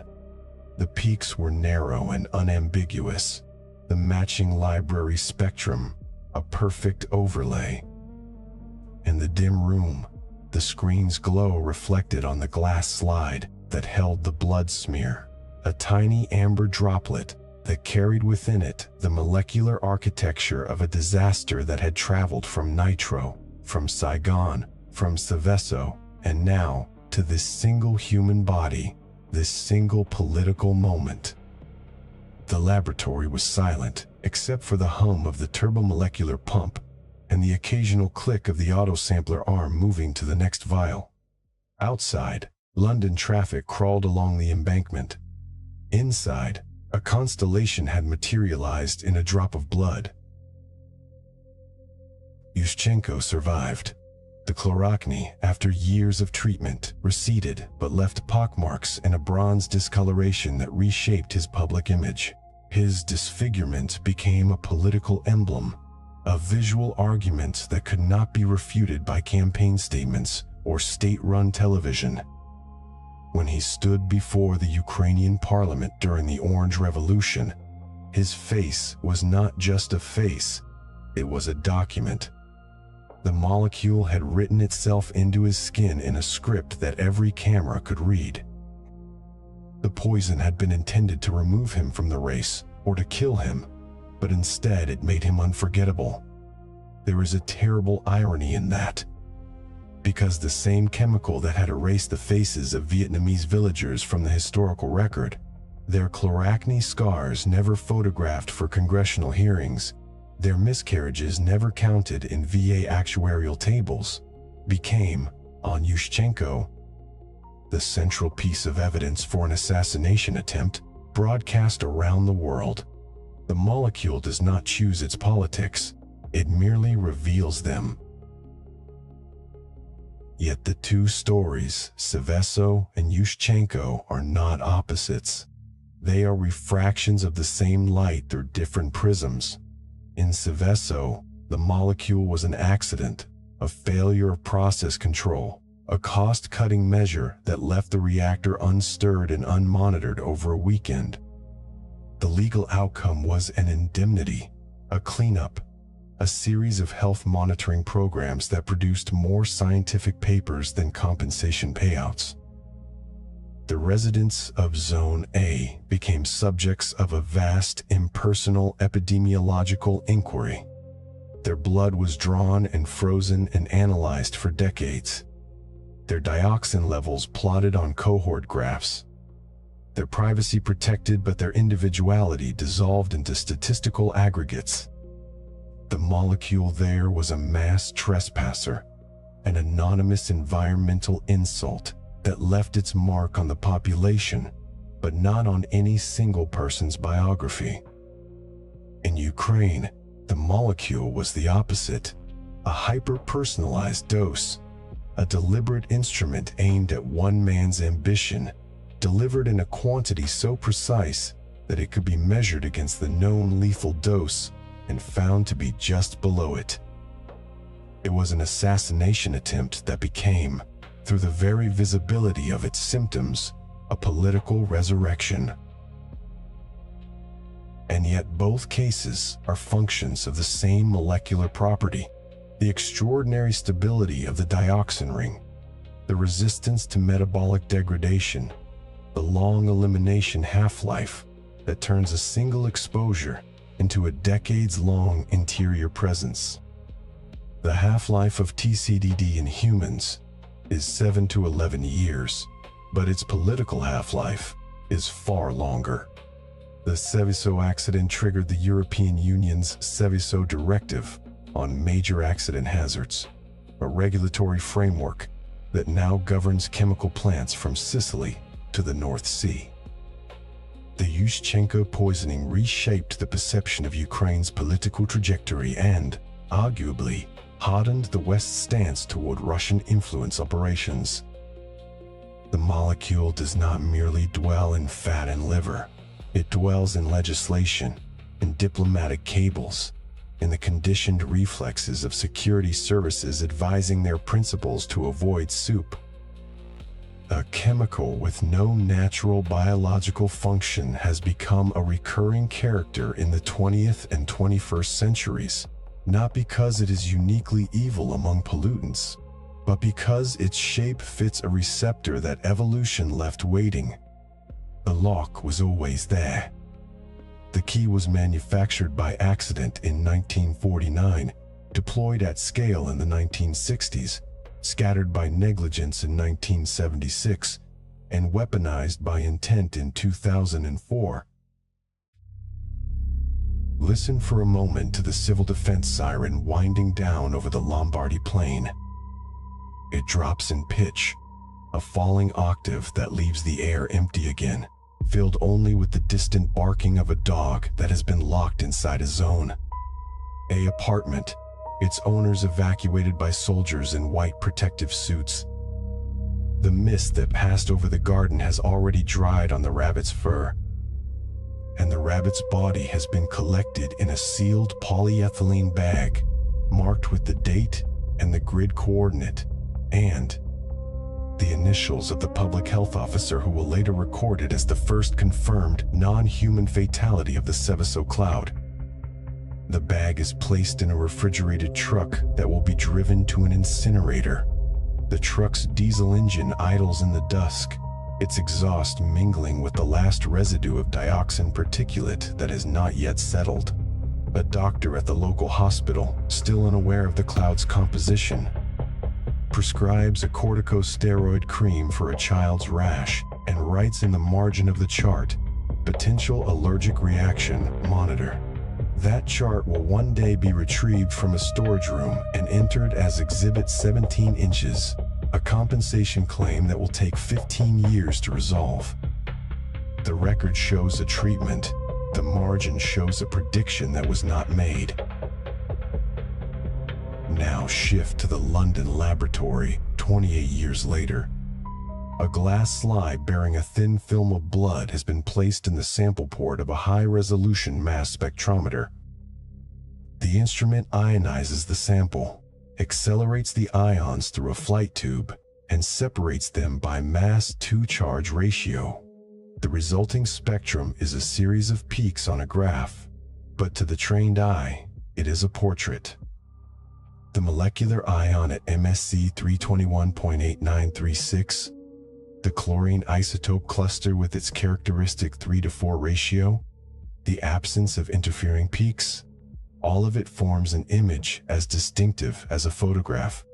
The analyst calls the clinician in Vienna. The call is brief.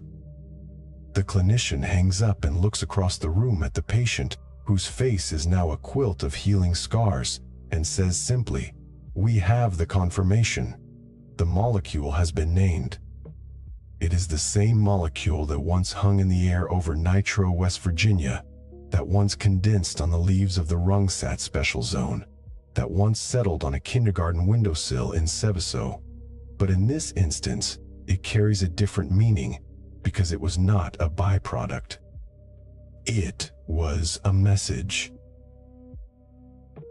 The difference between a message and a byproduct is intent, and intent is not a chemical property. It is a human addition written in the circumstances of delivery. The dioxin does not know it is a message. It binds the AR. It translocates to the nucleus. It dimerizes with ARNT. It binds to dioxin response elements upstream of the CYP1A1 gene, and it starts the transcription of a cytochrome P450 enzyme that its host did not request. That is all it does, and it does it with perfect mechanical indifference. The cell does not know it is being poisoned by a political enemy or a negligent factory manager or a wartime herbicide program. It only knows that a planar, hydrophobic molecule has slipped into the cytosol and found a receptor. The consequences: the chloracne, the liver damage, the altered sex ratio of future children, the soft tissue sarcoma diagnosed 20 years later, are all downstream of that single binding event. The molecule is a key that fits a lock, and once the lock turns, the door opens onto a corridor that no one can close again. This is the devil's mirror that the chapter's title promises, a single molecular shape that reflects back, depending on the angle of the light. The face of an anonymous Vietnamese farmer, the face of an Italian schoolchild, the face of a Ukrainian president. The mirror is not malevolent, it is simply accurate. It shows the truth of a chemical, that is, simultaneously, a random industrial impurity, a military tool, a pollutant of breast milk, and a weapon of political assassination. The horror, if the word must be used, lies not in the molecule's monstrosity, but in its versatility. It is a shape that can fit into any historical container, a war, an accident, a crime. It does not resist. It waits. And waiting is precisely what TCDD does best. Its half-life in soil is measured in decades, in sediment in centuries, in human adipose tissue in years that stretch from one presidency to the next. The cloud that rose from Seveso in 1976 has long since been scrubbed from the air, but the blood of the evacuated residents, stored in a biobank in Milan, still holds the original dioxin burden, unchanged, a chemical timestamp of that Saturday afternoon. Young researchers, not yet born when the reactor blew, will one day thaw those vials and run new assays, looking for epigenetic marks, for methylation patterns, for the subtle alterations in gene expression that persist across generations. The archive is not a building. It is a frozen suspension of human tissue, a library of lipids, a collection of forgotten molecular echoes. The Yushchenko blood sample, too, is stored, its concentration now legendary, a benchmark for toxicologists and a cautionary reference in forensic chemistry textbooks. Future cases of unknown poisoning will be compared against it. The molecule that arrived in a bowl of soup has become a standard, a calibration point, a fixed star against which other poisons are measured. The paradox, then, is not that the same molecule can be both accident and assassination. The paradox is that we have learned to read the molecule's presence in exquisite detail, to measure it in picograms, to identify its congener profile, to trace its industrial origins, and yet we remain unable to agree on what it means. The Vietnamese farmer, the Italian housewife, the Ukrainian presidential candidate, each one carries a different legal definition, a different burden of proof, a different price. The chemical is identical. The compensation system, the diplomatic negotiation, the criminal investigation, these are not identical, and they never will be. The molecule is a mirror not only of faces, but of institutions. It reflects the gap between what can be measured and what can be admitted. The spectrometer reads the peak, the court reads the spectrum and sees only a wavy line. A treaty signed in blood is not a treaty at all. It is a memorandum of understanding between bodies and the states that claim to own them. In the quiet of the London laboratory, after the analyst has gone home, the autosampler continues to work through the night. It lifts each vial, injects a microliter, and waits for the peaks to accumulate. The monitor displays a queue of sample IDs, each one a code that corresponds to a human being, a body, a story. One of those codes belongs to the Ukrainian candidate. Another belongs to a control subject from a Seveso follow-up study.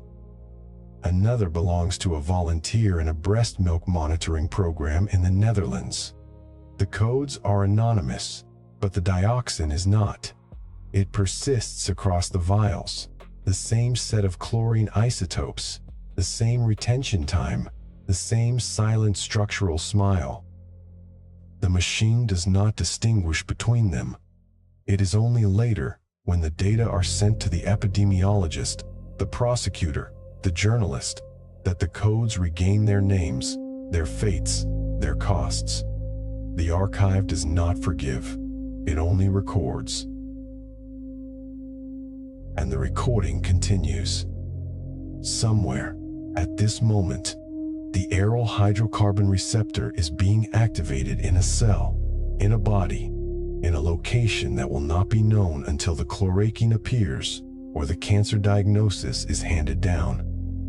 The molecule may have come from an incinerator, from a backyard trash fire, from a contaminated fish, from a breastfeed.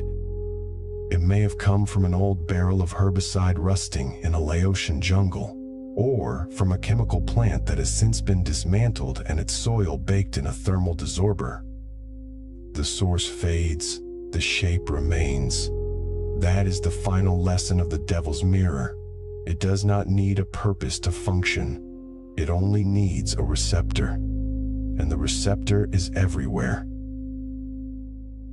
A microphone records the faint click of a reel-to-reel tape recorder being switched off. The echo of that click does not die quickly. It rolls across the acoustically treated walls of a room meant to hold sound still, then give it back only when asked. Dust motes hang in a projector beam, suspended over shelves of labeled canisters, not film cans, but glass-stoppered jars and steel cylinders, each bearing a typed index number, a date, a chemical name. The beam catches the edge of a label that reads 245T, Lot 1967, Da Nang Composite. The room listens to its own silence, but the silence is full of unfinished data. The archive's last page has not been written, because the archive keeps receiving new entries. The chemical structure of 2,4,5-trichlorophenoxyacetic acid has not been manufactured for military use since 1971. That sentence is true, and it sounds like an ending. The drums with the orange stripe went out of production. The C-123s were repurposed or mothballed, and the herbicidal warfare program was formally terminated. But the molecule did not retire. It simply passed into civilian dress. Today, its chemical cousins, 2,4-D, dicamba, and an expanding family of synthetic auxin herbicides blanket hundreds of millions of acres of farmland across the Americas, Europe, and South Asia. They are sprayed from tractor booms and drone-mounted nozzles, not from cargo aircraft, but the mechanism remains the same. A plant growth hormone mimic that drives broadleaf weeds into lethal overgrowth, while monocot crops stand unaffected. The strange part was not that the war ended. The strange part was that the molecule quietly re-enlisted. The manufacturing processes for these modern herbicides generate impurity profiles that, under current regulatory frameworks in many countries, remain proprietary trade secrets. A farmer in Iowa knows the brand name on the jug, the application rate per acre, and the weather window for spraying, but she does not know the full suite of chlorinated byproducts that ride along with the active ingredient. The safety data sheet lists only those impurities that regulators have explicitly required to be disclosed. The dioxin-like compounds that may form in trace quantities during the synthesis of 2,4-D or dicamba are not always absent. They are often simply unmeasured, unlisted, legally invisible. The record shows a clean molecule. The margin shows a sealed envelope. On a still July morning in the soybean country of the American Midwest, a fine mist of dicamba settles over a field. The smell is sharp and faintly chlorinated, like a swimming pool diluted 1,000 times. Within hours, the leaves of volunteer pigweed begin to curl and twist. The growing tips elongate grotesquely, cells dividing without coordination until the tissue splits. The herbicide is doing what 2,4,5-T did in the jungles of Ficatui province, forcing a plant to consume itself through its own hormonal machinery. The soybeans, genetically engineered to resist the chemical, stand upright in rows, green and orderly. But the mist does not respect property lines. It drifts. It settles on neighboring vegetable gardens, on hedgerows, on the leaves of oaks and cottonwoods a half-mile downwind. The danger was never hidden in the poison. It was hidden in the dosage and the drift. By the time the drifting molecule reaches a human receptor, the arithmetic of exposure is almost too diffuse to calculate. Yet the body keeps its own record. The aryl hydrocarbon receptor, that ancient intracellular lock, still recognizes the planar shape of certain chlorinated dioxins and furans with an affinity measured in picograms. A single molecule can occupy the receptor, translocate to the nucleus, and alter the transcription of entire gene batteries for weeks. The dissociation constant is so low that the binding is effectively irreversible on a biological timescale. We mapped every bond angle of the 2378 TCDD molecule, the distances between the chlorines, the electron density of the aromatic rings, and published those coordinates in thousands of papers. We cataloged the lock with exquisite precision, but we never cataloged how often the key would reappear, under what new label, carried by what wind. The U.S. Department of Veterans Affairs added hypothyroidism and bladder cancer to the presumptive Agent Orange list in 2022. That year marked nearly 6 decades since the first ranch hand missions flew out of Tan Son Nhut. The men who loaded the drums in 1965 were, by then, in their late 70s and 80s, or already gone. Their illnesses had been filed, denied, appealed, and sometimes granted, one diagnostic code at a time. The presumption of service connection meant that a veteran no longer had to prove that his bladder tumor was caused by a molecule he never saw, drifting down from a sky he had not chosen. The law wrote a new page in the archive, acknowledging a latency so long that it rewrites retirement dreams into oncology appointments. The discovery did not end the story. It made the story intergenerational. Inside a quiet VA claims office, a printer hums and extrudes a few more sheets of paper.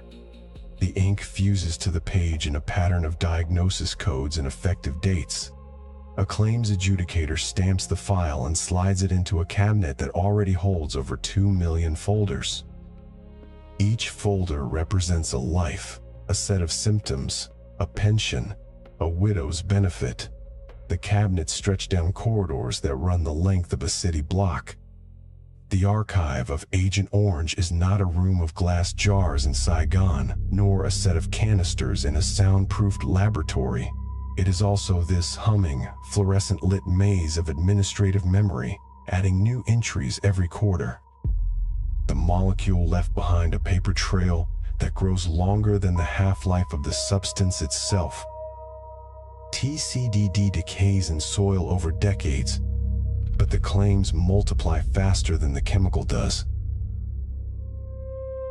The paradox sits in the middle of all this like a quiet patient in a waiting room. We understood the molecule's geometry before we understood its reach. By the late 1970s, X-ray crystallography had revealed the near-perfect planarity of TCDD, the way its 4 chlorine atoms extended like the arms of a ghostly angel. That image circulated in toxicology textbooks and on conference slides. It was a scientific triumph, a villain with a known face. And yet, while the chemists were publishing their bond angles, the same chemical was already accumulating in the breast milk of nursing mothers who had never been to Vietnam, never worked in a chemical plant, never sprayed herbicide. It traveled to them via the global distillation effect, rising in warm latitudes and condensing out in cold ones, sifting down into the pastures of northern Europe and the Arctic, concentrating in butterfat and fish oil. The molecule changed its uniform but kept its shape. In the recording room, the reel-to-reel tape player still holds a magnetic ribbon encoded with voices. The voices belong to epidemiologists, veterans, factory workers, mothers. One voice describes the moment she opened an envelope and read a dioxin blood test result that showed a level 10 times the background. She had never lived near a spill, but her husband had. Another voice, slower and heavier, recounts a briefing in 1968 where an officer explained that Agent Orange was harmless to humans. The tape hisses faintly between the words, a sound like dry leaves. The machine clicked off at the end of the last session, but the testimony has not ended. The archive's microphones are still live, uncoupled from the recorder, waiting. Because the story keeps arriving under new names. The synthetic auxin herbicides that replaced 2,4,5-T in agriculture, 2,4-D, MCPA, dicamba, fluroxypyr, aminopyrrolide, belong to the same chemical family. They are not contaminated with TCDD in the same concentrations that plague the old manufacturing processes, but they can carry their own unwanted passengers, polychlorinated dibenzo-P-dioxins and dibenzofurans that form during synthesis when temperatures rise or catalysts linger too long. The impurity profiles of commercial formulations are shielded as confidential business information in many jurisdictions. So, the farmer consulting an agronomist, the homeowner spraying dandelions, the groundskeeper at a schoolyard, none of them can consult a complete ingredients list. They trust the label. The molecule wears a new suit, but the pockets hold unread receipts. The VA's 2022 additions to the presumptive list did not close the book.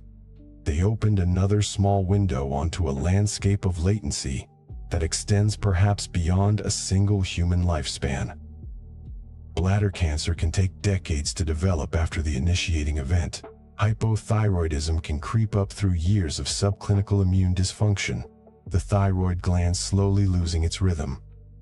TCDD's estimated half-life in humans, 7 to 11 years, means that a single exposure in 1968 was still casting a molecular shadow during presidential debates in 1988, and in some individuals, traces remained measurable when the towers fell in 2001. The body kept the file open. The VA eventually recognized that the file was still being written. One of the labeled canisters on the shelf holds soil from a remediated site at an old US base in Thailand, where the same herbicide mixtures were stored and sometimes spilled. The soil inside has been heated to 335 degrees Celsius to destroy the dioxin.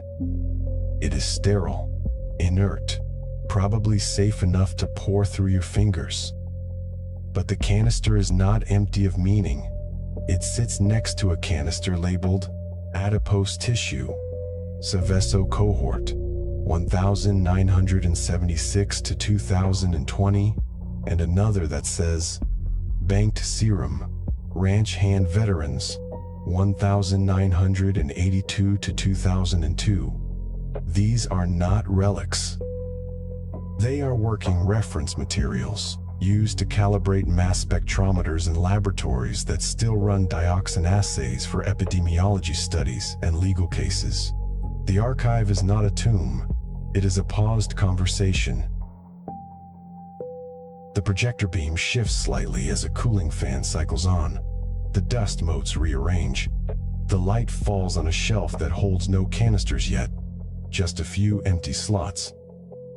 Those spaces are reserved for whatever arrives next, the next disease to be linked, the next chemical analog to come off a patent and onto 1,000,000 acres, the next generation of chlorine chemistry that nobody has yet fully characterized. The pages of the archive are numbered, but the sequence is open-ended. We do not lack for data. We lack for the kind of attention that can read across decades, across ministries, across corporate veils. The echo of the reel-to-reel click finally fades into the low hum of the ventilation system. The room is still.